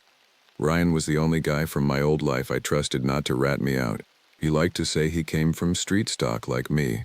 Real stand-up guy, loyal but not too bright. I'll never forget that day in late summer. The air had that particular heaviness to it, like the forest was holding its breath. I was splitting logs behind the cabin when I heard the unmistakable sound of tires on gravel. My first instinct was to grab my pack and head for the trees. Old habits. But then I saw the beat-up blue pickup truck and recognized the driver. Ryan stepped out, grinning that gap-toothed smile that had talked us into and out of more trouble than I could count. He looked thinner than when I'd last seen him, his face more weathered. But those sharp eyes were the same. "Found you, you son of a bitch," he called, slamming the truck door behind him. "Nice little hideaway you got here." I leaned the axe against the chopping block. "How'd you find me?" "Please," he snorted. "You think you're the only one who knows how to fly under the radar? Old Murphy told me where you went." Had to convince him I wasn't looking to collect on anything. Murphy? The bartender from the Rusty Nail back in New Orleans. I should have known he'd remember where I went. Man had a memory like a steel trap, especially for regulars who'd run up tabs. "You bring trouble with you?" I asked, scanning the road behind him. Ryan held up his hands, clean as a whistle. "Nobody followed me. Made sure of it." I believed him. Ryan might not be the sharpest, but he knew how to cover his tracks. Had to, in our line of work. "Well," I said, gesturing to the cabin, "welcome to paradise." He laughed, reaching into the truck bed to pull out a cooler. "Brought you something. Figured you might be missing the comforts of civilization." Inside was beer. Actual cold beer, not the warm piss water I sometimes picked up in town. And steak. Real T-bones, still red and fresh. "Thought we could catch up," Ryan said, hefting the cooler. "Been a while since we shared a drink." Something in me hesitated. Not because I didn't trust Ryan, but because I'd gotten used to being alone. Having another person in my space felt like an intrusion. But the smell of those steaks made my mouth water, and I had to admit, a part of me missed having someone to talk to. "Come on in," I said finally. "Place isn't much, but it keeps the rain off." Inside, Ryan whistled low, taking in the Spartan interior. "You really went full mountain man, huh?" I shrugged. "Do what you gotta do." We spent the afternoon catching up. Ryan told me about New Orleans, how things had changed since I left, about Daryl, the loan shark I'd owed money to, getting arrested on tax evasion, about old haunts closing down, new ones opening up. He painted a picture of a world that seemed both familiar and impossibly distant, like something from a previous life. As night fell, we cooked the steaks over the fire pit I'd built outside. The meat sizzled and popped, the fat dripping onto the coals. The smell made my stomach growl. I'd been living on rabbit and canned beans for months. This was a feast. "So," Ryan said, mouthful of steak, "you really planning on staying up here forever? Just you and the trees?" I took a pull from my beer, considering. "Not forever, just until things cool down." "Things already cooled down, man. Like I said, Daryl's gone. Nobody's looking for you anymore." I didn't answer. The truth was, I wasn't sure I wanted to go back. I'd found something up here in the quiet, a kind of peace I'd never known in the city. The constant hustle, the looking over your shoulder, it wore on you after a while. As darkness settled fully around us, the woods seemed to press closer. The firelight created a small circle of warmth and visibility, beyond which the trees were just black shapes against a darker background. The night sounds began to emerge, the hooting of an owl, the rustle of small animals in the underbrush. Ryan took another drink, staring into the fire. "Place is spooky as hell at night. You get used to it." "Don't think I could. Too quiet. Makes a man start hearing things that aren't there." I laughed it off, but something in his words struck a chord. Because sometimes, in the deepest part of night, I did hear things, sounds that didn't belong, noises that couldn't be explained away by nocturnal animals or the wind in the trees. But I'd chalked it up to isolation, to my mind filling the silence with echoes from my past. If only I'd paid more attention to those unexplained sounds. If only I'd recognized them for what they were. Warnings. But hindsight's always clearer, isn't it? And by the time we understood what was out there in those woods, it was already too late. So when Ryan came knocking on my door with some beers, I figured we'd shoot the breeze and forget about our problems for a while. But that night things took a turn. We were sitting outside, looking up at the sky. No light pollution out here, so the stars were like something out of a painting. We got to talking about old times, trading the usual trash talk, and then it happened. At first I thought it was just a deer, a rustling in the woods behind the cabin. No big deal. Deer are everywhere out here. But then Ryan, who was halfway through telling a dumb joke about a bartender and a duck, stopped cold. His eyes got wide, and he set his beer down like it had turned to poison. "Mitch," he whispered. "What the hell is that?" I turned my head and saw it. This thing moving between the trees. At first I couldn't make out what it was. Looked like a big dog, but it moved wrong, kind of sideways, like it wasn't built right. Now I've seen my fair share of messed up animals out here. Hell, some of them looked like they got built by committee. But this was different. It wasn't the size that got me. It was the way it moved. Like it didn't care if we saw it. Almost like it wanted us to. The moonlight filtered through the pine branches, casting striped shadows across the forest floor. In those alternating bars of light and dark, I caught glimpses of something large slipping between the trees.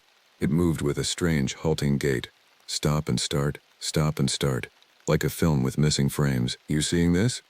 Ryan's voice had dropped to barely a whisper. I nodded, my eyes fixed on the spot where I'd last seen movement. The night had gone oddly still. The usual chorus of crickets and frogs had fallen silent, as if they too were holding their breath, waiting. I tried to laugh it off. "Probably just a wolf," I said. "They got those around here, don't they?" Ryan shook his head. "That's no wolf." I stood up, grabbed the old flashlight I kept by the door, and pointed it in the direction of the noise. I wasn't about to let some mangy animal ruin my night. The light cut through the trees, but whatever it was stayed just out of reach, always a few steps ahead of the beam. "Come on," I called, my voice too loud in the silence. "Show yourself." In retrospect, that was stupid. You don't challenge things in the dark. Not in these woods. But I'd had a few beers, and there was Ryan watching, and something in me refused to be scared on my own property. The flashlight beam caught something. Just for a second. A reflective gleam like eyes, but too high off the ground for any normal animal. I caught a glimpse of its legs. Long, too long for anything normal. I clicked the flashlight off. No sense wasting batteries on something that didn't seem interested in us. But that wasn't the end of it. "What do you think it was?" Ryan asked when we went back inside. His voice was casual, but I noticed he double-checked the lock on the door. "Bear, maybe," I said, though we both knew it wasn't. "They can look weird when they stand up." "Yeah," Ryan agreed too quickly. "Probably a bear." We tried to return to our conversation, but something had changed. There was a tension in the air now, like the atmosphere before a storm. Every creak of the cabin, every brush of wind against the windows, made us pause and listen. We went back inside, locked the doors and laughed it off, but neither of us slept that night. Every time I closed my eyes, I'd hear that same rustling, closer this time. Around 3 in the morning, I got up, looked out the window, and saw nothing but trees and shadows. Maybe I was being paranoid, but something felt wrong. The forest outside my window looked different somehow. The familiar shapes of trees and bushes seemed distorted, as if viewed through warped glass. And there was that feeling, the unmistakable sensation of being watched. Not just observed, but studied, assessed. Ryan was still awake, staring at the ceiling like he was waiting for something to come crashing through the roof. "Man, we need to get out of here," Ryan said, breaking the silence. "Whatever that was, it ain't right." "Relax," I said, trying to sound tough. "It's probably gone by now." But I didn't believe it. Not for a second. Dawn came slowly, the darkness grudgingly giving way to a grayish light that did little to dispel the unease we both felt. Ryan stood at the window, coffee mug in hand, watching the tree line. "Doesn't look like much in the daylight, does it?" he said. "Just trees." I joined him, scanning the forest edge. In the harsh morning light, last night's fears seemed foolish. What had we seen? Probably nothing more than a coyote or a feral dog. The isolation of the place playing tricks on our perception. "We should check it out," I said suddenly. Ryan turned to me, eyebrows raised. "Check what out?" "Whatever we saw last night. See if we can find tracks or something." The idea had come to me suddenly, but now that I'd voiced it, I couldn't let it go. I needed to know. "You're serious?" It wasn't a question. Ryan studied my face, then sighed. "This is how people die in horror movies, you know that, right?" I managed a smile. "Good thing we're not in a movie." After breakfast, we geared up. I grabbed my hunting knife, a length of rope, and the flashlight. Ryan found an old baseball bat in the corner of the cabin, testing its weight in his hands. "What do you think this is going to do against a bear?" he asked. "Make you feel better?" I suggested. He laughed, a short, sharp sound without much humor in it. "Not really." The woods felt different as we stepped into them. I'd been living here for months, had walked these same paths hundreds of times, but today they seemed unfamiliar. The trees stood closer together than I remembered, their branches interlacing overhead to form a canopy that blocked much of the sunlight. The air was still and heavy, thick with the scent of pine and something else something musky and rank, like wet fur and decay. We found the spot where we'd seen the movement the night before. The ground was soft there, covered in a thick layer of pine needles. I crouched down, looking for tracks, disturbances, anything that might tell us what had passed this way. "Here," Ryan called from a few feet away. "Look at this." He was pointing to a patch of bare earth where something had clearly disturbed the ground. The marks were confusing, not clear prints like a deer or bear would leave, but long gouges, as if something had dragged itself along. They were spaced oddly, too wide for a normal animal. "What do you make of this?" Ryan asked, his voice hushed. I shook my head, running my fingers along one of the marks. "Never seen anything like it. Should we follow them?" I hesitated. Every instinct told me to head back to the cabin, to let whatever made these tracks go its own way. But curiosity pushed me forward. I needed to know what was sharing these woods with me. "Yeah," I said finally, "but we stick together, and we turn back at the first sign of trouble." Ryan nodded, gripping the bat tighter. "Lead the way." The tracks led deeper into the forest, away from the paths I usually traveled. Here the trees grew more densely, their trunks twisted and gnarled. Moss hung from the branches in long beards, and the ground became increasingly uneven, riddled with hidden roots and sudden drops. We walked in silence, both straining to hear any sound that might alert us to danger. But the forest was unnaturally quiet. No birds called, no squirrels chattered, just the sound of our own breathing and the occasional snap of a twig beneath our feet. The track led us to a small clearing. The trees here had been cleared away, not by human hands but by some natural event, perhaps a lightning strike or a localized windstorm. In the center of the clearing stood a single dead tree, its bark stripped away, its naked branches reaching toward the sky like skeletal fingers. "I don't like this," Ryan muttered beside me. I understood what he meant. There was something wrong about this place. The air felt thicker here, harder to breathe. And there was that smell again, stronger now, the rank odor of decay mixed with something else, something chemical and sharp. As we approached the dead tree, I noticed objects hanging from its branches. At first I thought they were some kind of strange fruit or fungus, but as we got closer, I realized with a jolt what they really were. Small animal carcasses, strung up by their hind legs like grotesque ornaments. Squirrels, rabbits, even a raccoon, all skinned and gutted, their empty eye sockets staring down at us accusingly. Some were fresh, the flesh still pink and glistening. Others were older, blackened and shriveled by exposure. "What the fuck?" Ryan breathed, taking a step back. "What the actual fuck?" I couldn't speak. My throat had closed up, my heart hammering against my ribs. This wasn't the work of any animal I knew. Animals kill to eat, not to display. This was methodical, deliberate, almost ritualistic. "We need to go," I said, finding my voice at last. "Now." Ryan didn't argue.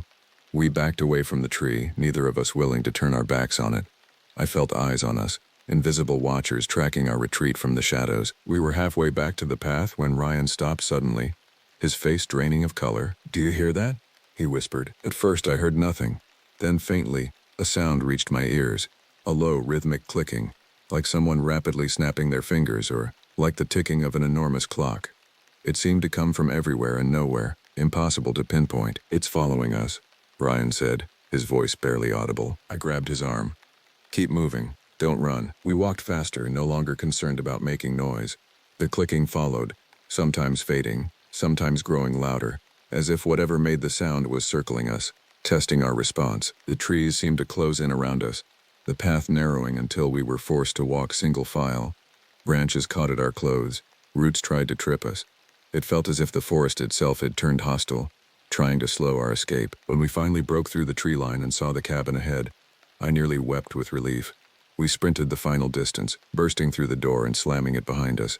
I threw the bolt home with shaking hands while Ryan collapsed onto a chair, his face ashen. "What the hell was that?" he asked, his voice unsteady. "What kind of sick fuck hangs up animals like Christmas ornaments?" I had no answer. My mind raced through possibilities. A hunter with strange habits, some local cult, maybe even another recluse like me, but with a darker bend to their isolation.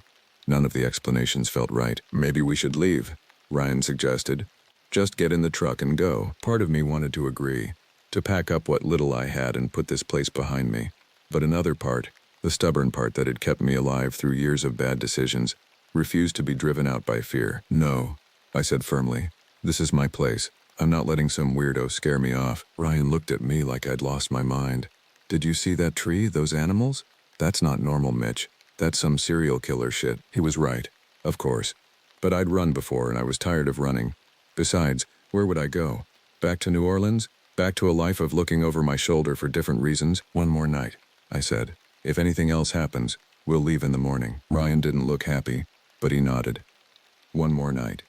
But we take turns keeping watch. As darkness fell, the forest seemed to press against the windows of the cabin, as if trying to find a way in. I sat by the door, rifle across my lap, listening to the sounds of the night. Ryan eventually fell into a restless sleep on the couch, his face troubled even in unconsciousness. I tried to convince myself that we'd simply stumbled across some local hunter's bizarre trophy display, that the clicking sound had been a branch rubbing against another in the wind, that the strange tracks were just deer prints distorted by rain. But as midnight came and went, bringing with it a deepening silence, I knew better. Something was out there, something that didn't belong, and it was watching us. The next morning, we both agreed to check out the area where we'd seen the thing. Armed with nothing but a rusty axe and a hunting knife, we walked deeper into the woods.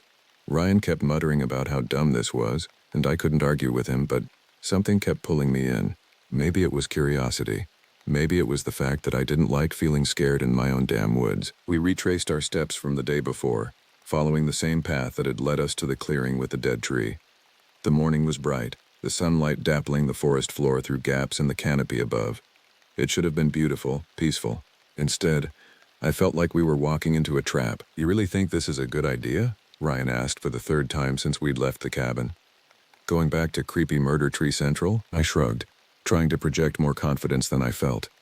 We need to know what we're dealing with, and if what we're dealing with tries to deal with us. I patted the hunting knife at my belt. That's what this is for. Ryan snorted. Fat lot of good that'll do against whatever hangs animals from trees for fun. He had a point, but I wasn't about to admit it. The truth was, I needed answers more than I needed safety. This was my home now, and something was threatening it. I needed to understand what. The deeper we went, the quieter the forest got. No birds, no bugs, just dead silence. I started to think that maybe we should turn back when Ryan froze again, pointing ahead. There, he whispered. I saw it, a pile of bones. Fresh, too. Something had ripped apart a deer, but it wasn't like any predator I'd ever seen. The bones were broken, not chewed, just shattered, like someone had stomped on them. And the weirdest part? There was no blood, not a drop. The ground around the carcass was bone dry. I crouched down, examining the remains. The deer had been large, probably a buck, though its head was missing. The limbs had been torn from the torso with tremendous force, not cut, not bitten, but pulled apart. The bones at the joints were splintered and crushed. Jesus, Ryan whispered, keeping his distance. What could do that? I shook my head, noting the absence of tracks around the kill. Whatever had done this had been careful not to leave evidence, or perhaps it moved in a way that didn't disturb the ground. Neither option was comforting. The most disturbing aspect wasn't the violence of the kill, but the precision. This wasn't a feeding, it was a dissection. The organs had been removed and sorted. Heart, lungs, liver, each placed in a separate pile nearby, untouched and intact, like specimens laid out for study. This isn't an animal, I said, standing up and wiping my hands on my jeans. Animals don't do this. Ryan's face had gone pale. So what? We're talking about a person? Some psychopath living out here? The thought had crossed my mind, but it didn't fit. No human could tear apart a deer with their bare hands, and if they'd used tools there would be cut marks, saw marks. These bones looked like they'd been pulled apart by something with inhuman strength. I don't know, I admitted. But I think we should. I never finished the sentence. From somewhere deeper in the woods came that sound again, the rhythmic clicking we'd heard the day before. Only now it was louder, more insistent, and it was coming closer. Ryan didn't need to say anything. We both knew something was off, and it was time to get the hell out of there. But as we turned to leave, I heard it again, that same rustling sound from the night before, except this time it wasn't hiding. It was coming straight for us. We ran, and I don't mean we jogged back like idiots who thought we were being followed. I mean we ran like our lives depended on it, because they did. I could hear it behind us, crashing through the underbrush like it wasn't trying to be stealthy anymore. Whatever it was fast, and it was angry. The forest became a blur as we sprinted through it. Branches whipped at our faces, roots threatened to trip us with every step. I could hear Ryan's ragged breathing ahead of me, see his back as he dodged between trees, and behind us that terrible clicking sound, growing louder, more frenzied. I risked a glance over my shoulder and immediately wished I hadn't. Something was moving through the trees behind us, something large and dark that seemed to flow rather than run. its shape constantly shifting and reforming. I caught a glimpse of limbs that were too long, too numerous, and a head that sat wrong on a misshapen torso. "Don't look back," I shouted to Ryan. "Just run." We burst from the trees onto the narrow dirt road that led to the cabin. The daylight seemed impossibly bright after the gloom of the forest. For a moment I thought we'd made it, that whatever had been chasing us wouldn't follow into the open. Then I heard Ryan shout in pain. I turned to see him stumbling, clutching his ankle. He'd hit a pothole in the road and gone down hard. "Get up!" I yelled, running back to him. "We're almost there." Ryan was ahead of me, breathing hard when I saw him trip. He hit the ground hard, and I turned back, grabbing him by the arm. "Get up, man!" But before I could pull him to his feet, I saw it. Finally, out in the open. It looked like a dog, but its back legs were bent wrong, like a goat's. Its skin was patchy, fur missing in spots. But what really got me was the smell. Rotten, like a carcass that had been baking in the sun for days. The creature paused at the edge of the trees, as if reluctant to come fully into the light. I got my first clear look at it, and my mind struggled to process what I was seeing. It stood on 4 legs, but its proportions were all wrong. The front limbs were too short, the back ones too long and jointed like a deer's. Its body was covered in patchy fur, with bald spots showing skin that looked diseased, mottled red and gray with what might have been sores or growths. But it was the head that made my heart stutter in my chest. It was almost dog-like in shape, but the snout was too elongated, and where eyes should have been were just dark, sunken pits. Its mouth hung open, revealing rows of needle-like teeth that seemed too numerous, too irregular to fit in a normal jaw. And all the while that clicking sound continued, emanating not from the creature's mouth but from somewhere in its throat, as if produced by some internal mechanism. It was on Ryan before I could blink, knocking him down again. I saw its jaws snap down on his shoulder, tearing into him like he was made of paper. Blood sprayed everywhere, and Ryan screamed, a horrible, gut-wrenching sound that made me sick. I wasn't armed, not even a gun, and even if I had one, what would I do? This thing wasn't natural, but I couldn't just stand there, so I did the only thing I could think of. I grabbed a rock and hurled it at the thing's head. It bounced off harmlessly, but it was enough to make it let go of Ryan for a second. The creature's head swiveled toward me, those empty eye sockets somehow fixing me with what felt like a stare of pure hatred. It made a new sound then, not clicking but a low, rattling growl that seemed to vibrate the air between us. I didn't wait to see what it would do next. I lunged forward, grabbed Ryan by his good arm, and hauled him to his feet. He was heavy, his legs barely supporting his weight, but fear gave me strength I didn't know I had. "Move," I shouted in his ear. "You have to move." Somehow we stumbled forward, Ryan leaning heavily on me, leaving a trail of blood behind us. I could hear the creature following, its strange gait producing an uneven rhythm on the hard-packed dirt. The cabin loomed ahead, a pathetic wooden box that suddenly seemed like the only safe place in the world. 50 yards, 30, 20. Each step was agony, Ryan growing heavier as he lost blood, my own lungs burning with the effort. Then we were there, at the steps leading to the porch. I half-dragged, half-carried Ryan up them, his blood making the wood slick under our feet. I fumbled with the door handle, cursing as it slipped in my sweaty grip. Behind us, the creature had reached the bottom of the steps. I could hear it breathing, a wet, ragged sound like air being forced through fluid. I didn't look back, couldn't bear to see it again. The door finally gave way, and we tumbled inside. I dragged Ryan fully across the threshold, then slammed the door shut, throwing the bolt home with trembling hands. For a moment there was silence, then something hit the door. Hard. The whole cabin seemed to shake with the impact. A second blow followed, and I heard wood splinter. I dragged him to his feet, and we kept running. By some miracle we made it back to the cabin. Ryan was bleeding out, his shirt soaked with blood, but we had to keep going. I threw open the door, shoved him inside, and slammed it shut. We pushed everything we could find in front of the door. Chairs, tables, anything that might slow it down. I helped Ryan to the rickety couch, where he collapsed, face gray with pain and blood loss.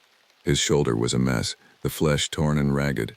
Through the ripped fabric of his shirt, I could see bone. "Fuck, Mitch," he gasped. "What was that thing?" I had no answer.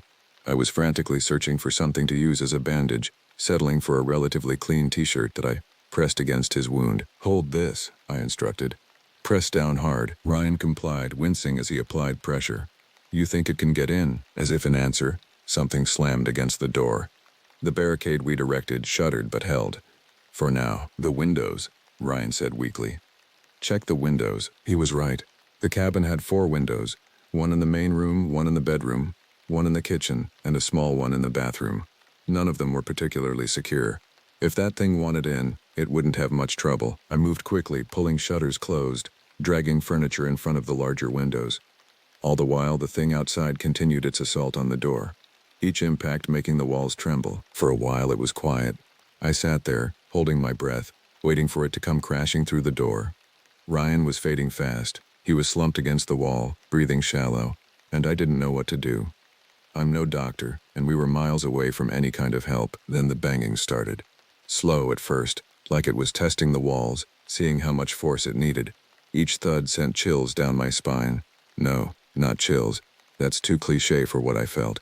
It was more like I was watching my life fall apart, brick by brick, knowing there was nothing I could do to stop it. Each impact seemed to shake the entire cabin, dust raining down from the ceiling. The thing outside was methodical, moving from one wall to another, searching for weaknesses. It reminded me of someone checking a fence for breaks, patient, thorough, intelligent. This wasn't the behavior of a mindless predator. This was strategy. Ryan groaned, barely conscious now. I grabbed a rag and tried to stop the bleeding, but it was useless. His shirt was soaked through with blood. The makeshift bandage I'd applied earlier already saturated. His skin had taken on a waxy pallor, his breathing shallow and rapid. "I'm sorry," I whispered, though I wasn't sure if he could hear me. "I'm so damn sorry. This was my fault. I'd insisted on coming out here, on investigating whatever we'd seen in the woods. If I'd listened to Ryan, if we'd just left when he suggested it, he wouldn't be lying here bleeding out on my dirty couch." The banging stopped suddenly, the silence more terrifying than the noise had been. I held my breath, straining to hear any movement outside.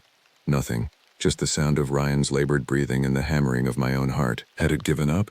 Left to find easier prey? I didn't dare hope. "Ryan," I said, gently shaking his good shoulder.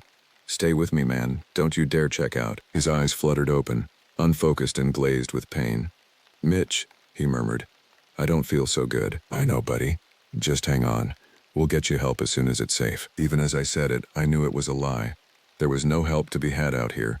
The nearest hospital was an hour away by car, and Ryan didn't have an hour, and that was assuming we could even get to the truck with that thing out there. I moved to the window, carefully peering through a crack in the shutters. The yard was empty, bathed in the golden light of late afternoon. No sign of the creature, but I didn't trust the apparent calm. Something told me it was still out there, watching, waiting. From somewhere in the distance came that clicking sound again, that rapid, mechanical ticking that seemed to bore into my brain. It was fainter now, as if the source was moving away from the cabin. A retreat? Or a new strategy? I returned to Ryan's side, checking his wound again. The bleeding had slowed, which would have been good news if I didn't suspect it was because he had less blood to lose. His skin was cool to the touch, clammy with sweat. "Mitch," he said suddenly, his voice stronger than I expected. "If I don't make it, don't start with that shit." I cut him off. "You're going to be fine." He managed a weak smile. "Always were a terrible liar. Listen to me. If I don't make it, you need to get the hell out of here. Not just the cabin, these woods, this whole area. Something's wrong here. Has been since we got here." I wanted to argue, to tell him we'd both be leaving together come morning. But the words stuck in my throat.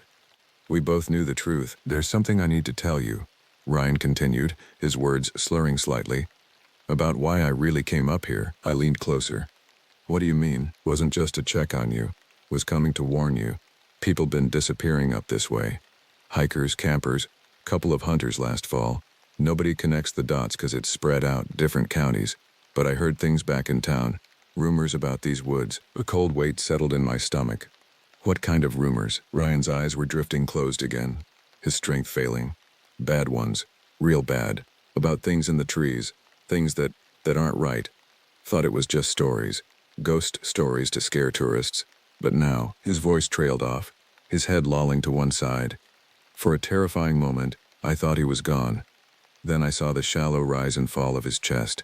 Still alive, but barely. I sat back, trying to process what he'd told me. People disappearing, rumors about the woods.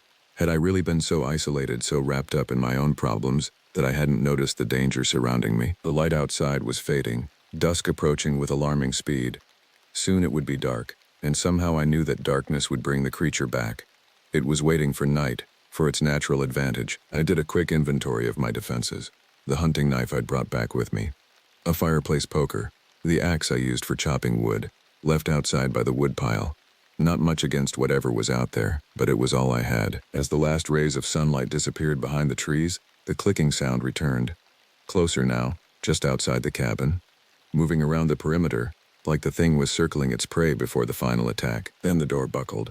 The wood cracked, and I knew we were done for. I backed up, holding the knife like it was going to do something, but when the door finally gave way, it wasn't the thing that stepped through. It was a man, or at least what was left of one. The figure that stood in the splintered doorway was human in shape, but there any resemblance to humanity ended. His skin was pale, stretched tight over bones, and his eyes, well, let's just say they didn't look human anymore. They were black voids, like the creature's, sunken deep into a face that was little more than a skull with skin pulled taut across it. He wore the tattered remains of what might once have been outdoor clothing. A flannel shirt, jeans, hiking boots, but all were filthy, stained with what looked like dried blood and other substances I didn't want to identify. He didn't say a word, just looked at me like I was the next meal on the menu. Behind him I could see more figures in the woods waiting. It wasn't just one thing. It was a pack. They had been watching us the whole time, hunting us like animals. I raised the knife, backing away until I hit the wall. There was nowhere to run, nowhere to hide. The cabin that had been my sanctuary for months had become a trap. The man, if he could still be called that, took a step forward. His movements were jerky, uncoordinated, as if he wasn't fully in control of his own body. The clicking sound I'd been hearing was coming from him, from his throat, a constant rapid ticking like the sound of a mechanical insect. "Stay back," I warned, the knife trembling in my grip. "I don't want to hurt you." A sound emerged from his lips. Not quite a laugh, but something like it. A dry, crackling noise that made the hair on the back of my neck stand up. When he spoke, his voice was wrong. Too deep, too hollow, as if it originated from somewhere other than his vocal cords. "Hurt us?" The not quite human thing said. "You cannot hurt what you cannot understand." Behind him, more figures appeared in the doorway. Men and women, all with the same emaciated appearance, the same black, empty eyes, all making that terrible clicking sound, a chorus of mechanical ticks that filled the cabin with their dissonance. "What do you want?" I demanded, fighting to keep my voice steady. The leader, for that's how I thought of the first one, tilted his head at an impossible angle, studying me with those bottomless eyes. "To learn," he said simply, "to understand. As we understood your friend." I glanced at Ryan, still unconscious on the couch. Or was he? His chest wasn't moving anymore. The realization hit me like a physical blow. He was gone, dead while I'd been distracted with our visitors. What did you do to him? Rage replaced fear, hot and clarifying. Nothing he didn't allow. He was weak, injured, easy to study. The way he said study sent ice through my veins. I remembered the dissected deer in the woods, organs laid out with clinical precision. "You're going to kill me," I said. It wasn't a question. The leader's mouth stretched into what might have been intended as a smile, revealing teeth that had been filed to points. "Eventually," he agreed. "But first we learn." They moved as one, surging forward into the cabin. I slashed with the knife, catching the leader across what should have been a cheek. But instead of blood, a thick black substance oozed from the wound, not flowing but crawling, like it had a life of its own. I fought like a cornered animal, stabbing, punching, kicking. I connected with flesh that felt wrong, too soft in some places, too hard in others. The clicking sound grew deafening, surrounding me, invading my head until I could barely think. One of them grabbed my arm, fingers digging in with unnatural strength. Another caught my leg. I was being pulled down, overwhelmed by sheer numbers. As I fell, my head struck the edge of the table. Stars exploded across my vision, the world going dim. The last thing I saw before consciousness fled was Ryan's body, twitching on the couch though he was clearly dead, his chest cavity open and empty like the deer in the woods. And standing over him, hands deep in the wound, was one of the not quite human things, its clicking growing faster, more excited, as it explored what had once been my friend. I don't know how I made it out. Maybe they were toying with me, letting me think I had a chance, or maybe I just got lucky. But I ran. I left Ryan behind, left the cabin behind, and didn't stop until I reached the nearest town. When I came to, it was dark. Not the darkness of night, but the absolute blackness of a place devoid of light. I was lying on something cold and hard. Stone, from the feel of it. The air was damp and smelled of earth and decay, with that same chemical undertone I'd noticed in the woods. I tried to move and found that I could, though every muscle screamed in protest. My head throbbed where it had struck the table, and dried blood crusted the side of my face. But I was alive, and apparently unrestrained. Slowly, carefully, I sat up, straining my eyes against the darkness. Gradually, shapes began to emerge, rough walls of what seemed to be a cave or tunnel. A faint phosphorescence clung to the stone in patches, casting just enough light to see by. I was alone, at least in this immediate space. No sign of the creatures or the not-quite-human things that had invaded my cabin. No sign of Ryan either, though I knew with grim certainty that he was gone. My knife was missing, as were my boots. I wore only my jeans and t-shirt, both torn and stained with blood, some of it mine, some of it Ryan's. I had no way to tell how long I'd been unconscious, or how far I'd been taken from the cabin. The silence was absolute. No clicking, no breathing but my own. Just the occasional drip of water from somewhere in the darkness. I had two choices. Stay where I was, and wait for whatever fate my captors had planned for me, or try to find a way out. It wasn't much of a choice. I had never been one to sit passively and accept death. If I was going to die, it would be on my feet, fighting. I stood unsteadily, using the wall for support. The stone was slick under my fingers, covered in a thin film of moisture that felt oddly viscous, like oil rather than water. I wiped my hand on my jeans, trying not to think about what might be coating the walls of this place. There were two directions I could go: deeper into the tunnel, or back the way I presumed I'd been brought in. I chose the latter, hoping it might lead to an exit. Moving as quietly as possible, I made my way along the tunnel. The phosphorescent patches provided just enough light to avoid stumbling, but not enough to see more than a few feet ahead. The tunnel curved and branched, forming a complex network that quickly had me disoriented. I tried to maintain a sense of direction by keeping one hand on the right wall, but the passages seemed designed to confuse, to trap. After what felt like hours of wandering, I heard it, that familiar, mechanical clicking, distant at first, then growing closer. I pressed myself against the wall, hoping the darkness would hide me. The clicking approached, accompanied by the sound of something moving through the tunnel. Not footsteps exactly, but a strange, dragging shuffle. A figure passed by my hiding spot. One of the emaciated, not quite human things. In the dim phosphorescent light, I could see details I'd missed before. What I had taken for clothing was actually part of them, the fabric seeming to merge with their skin in places, as if the two had grown together, and their movements were even stranger than I'd realized. With joints bending in impossible directions, the creature paused, its clicking faltering for a moment. It turned its head in my direction, those black, empty eyes somehow sensing me despite the darkness. I held my breath, pressing harder against the wall, willing myself to become invisible. For a terrible moment, I thought it had seen me. Then, with a renewal of its clicking, it moved on, disappearing around a bend in the tunnel. I waited until the sound had faded completely before allowing myself to breathe again. That had been too close. I needed to find an exit, and quickly, before more of them came this way. I continued my cautious progress, now listening intently for any sound that might warn me of approaching danger. The tunnels continued to branch and merge, forming a labyrinth that seemed designed to confuse and trap. But eventually, I noticed something. A faint freshening of the air, a barely perceptible current against my face. Somewhere ahead, there was an opening to the outside world. I followed the air current, moving faster now despite the risk of making noise. The tunnel began to slope upward, the ceiling lowering until I had to stoop to avoid hitting my head. The phosphorescence grew fainter, the darkness more complete. I navigated by touch now, hands outstretched, feeling my way forward. Then, suddenly, my fingers encountered nothing. Open space where the wall should have been. I turned toward it and felt the air current strengthen. This was it, a way out. The opening was small, barely large enough for me to squeeze through if I went sideways. It led into a space that was still dark but felt larger, more open. And above me, through a gap in what must have been a cave ceiling, I could see stars. Real stars, not the phosphorescent patches that had guided me through the tunnels. I climbed toward them, scrambling up a slope of loose rock that threatened to give way beneath my feet.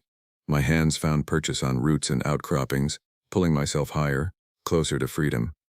And then I was there, dragging myself out through a narrow fissure onto the forest floor. The night air had never smelled so sweet. I lay on my back, gasping, staring up at the stars through the canopy of trees. I was out, alive, but for how long? I had no idea where I was in relation to my cabin or the nearest town. No way to orient myself without seeing the sun, and no desire to wait until dawn in the open, where the creatures might find me again. I forced myself to my feet, wincing at the pain in my abused muscles. The forest around me was quiet. Too quiet, just as it had been when we'd found the deer carcass. Whatever lived in these woods, it wasn't just the creatures from the tunnels. The entire ecosystem seemed affected, corrupted. I picked a direction at random and started walking, Without shoes, each step was agony. The forest floor a minefield of sharp stones and broken branches. But pain was preferable to capture, to ending up like Ryan, a specimen to be dissected and studied. I walked through the night, driven by fear and desperation. When dawn finally broke, I found myself on unfamiliar ground, a part of the forest I'd never explored during my months at the cabin. The trees here were older, more gnarled, their branches intertwining overhead to form a canopy that blocked much of the light. But with the sun's position, I could now orient myself. East was that way, which meant the nearest town would be roughly northeast from my current position. I adjusted my course and pressed on, ignoring the hunger that gnawed at my stomach and the thirst that made my throat feel like sandpaper. I traveled through that day and the next night, stopping only when exhaustion threatened to overcome me. Each time I closed my eyes, I saw them, the hollow-eyed, not quite humans, the creature with its wrongly jointed legs. Ryan's body opened up like a textbook illustration. Sleep, when it came, was fitful and brief. On the morning of the second day, I heard the most beautiful sound in the world, the distant rumble of a vehicle on a road. I changed direction, heading toward the sound, my pace quickening despite my fatigue. The trees thinned, and suddenly I was standing on the shoulder of a highway. A green road sign nearby told me I was 15 miles from Miller's Creek, a small town I vaguely remembered passing through on my way to the cabin all those months ago. I stuck out my thumb at the next vehicle that approached, a battered pickup truck driven by an elderly man who looked at me with a mixture of concern and suspicion. I must have been quite a sight. Filthy, bloody, barefoot, wild-eyed with exhaustion and fear. "You all right, son?" he asked as I climbed into the passenger seat. "Had an accident in the woods," I managed, the lie coming easily. "Got lost. Been walking for days." He nodded, accepting the explanation without question. "Happens this time of year. Folks come up from the city, think they're woodsmen because they watched some survival show. Woods'll humble you quick." If only he knew. He dropped me at a gas station in Miller's Creek, even gave me $20 for food and a pair of rubber flip-flops from the station's meager selection of supplies. I thanked him profusely, though no words could express my gratitude for that simple act of humanity. After what I'd experienced in the gas station bathroom, I got my first look at myself in days. The face that stared back from the mirror was a stranger's, gaunt, filthy, with a wild beard and eyes that held a haunted expression I'd never seen before. A deep cut ran along my hairline where I'd struck the table, crusted with dried blood. My arms were covered in bruises and scratches, but I was alive. I cleaned up as best I could, then used some of the money to buy water and food. Simple things I could eat immediately to quell the hunger that had become a constant companion. The rest went toward a bus ticket to Portland. From there, I could disappear into the anonymity of a larger city. Jake didn't make it, obviously. By the time anyone believed my story enough to send help, there wasn't much left of him to find. Just bones, broken and scattered like the deer we'd seen earlier. And the thing that got him? It didn't vanish. They found it, its body, twisted and mangled in a way that didn't make sense. Maybe it was just an animal, something freakish and mutated by nature. Or maybe it was something else, something no one wants to admit exists. The official report called it an animal attack. A rogue bear, perhaps, or a pack of coyotes driven to unusual aggression by hunger. The human-like figures I described were dismissed as hallucinations brought on by trauma and exposure. Ryan's remains were collected and sent back to whatever family he had left. My cabin was marked as a crime scene, then largely forgotten as the wheels of small-town bureaucracy ground slowly onward. I didn't go back. Couldn't. Whatever was in those woods, whatever lived in those tunnels beneath the forest floor, it was still there, waiting, watching, learning. I'm in Seattle now. A different name, a different life. I work nights as a janitor in an office building downtown. It's quiet work, anonymous. Nobody asks questions about my past or notices when I start at sudden noises or avoid dark spaces. Sometimes, late at night when the building is empty and silent, I hear it. That mechanical clicking sound that has haunted my dreams since I escaped. Just my imagination, the psychiatrist I visited exactly once told me. A manifestation of PTSD from a traumatic experience. But I know better.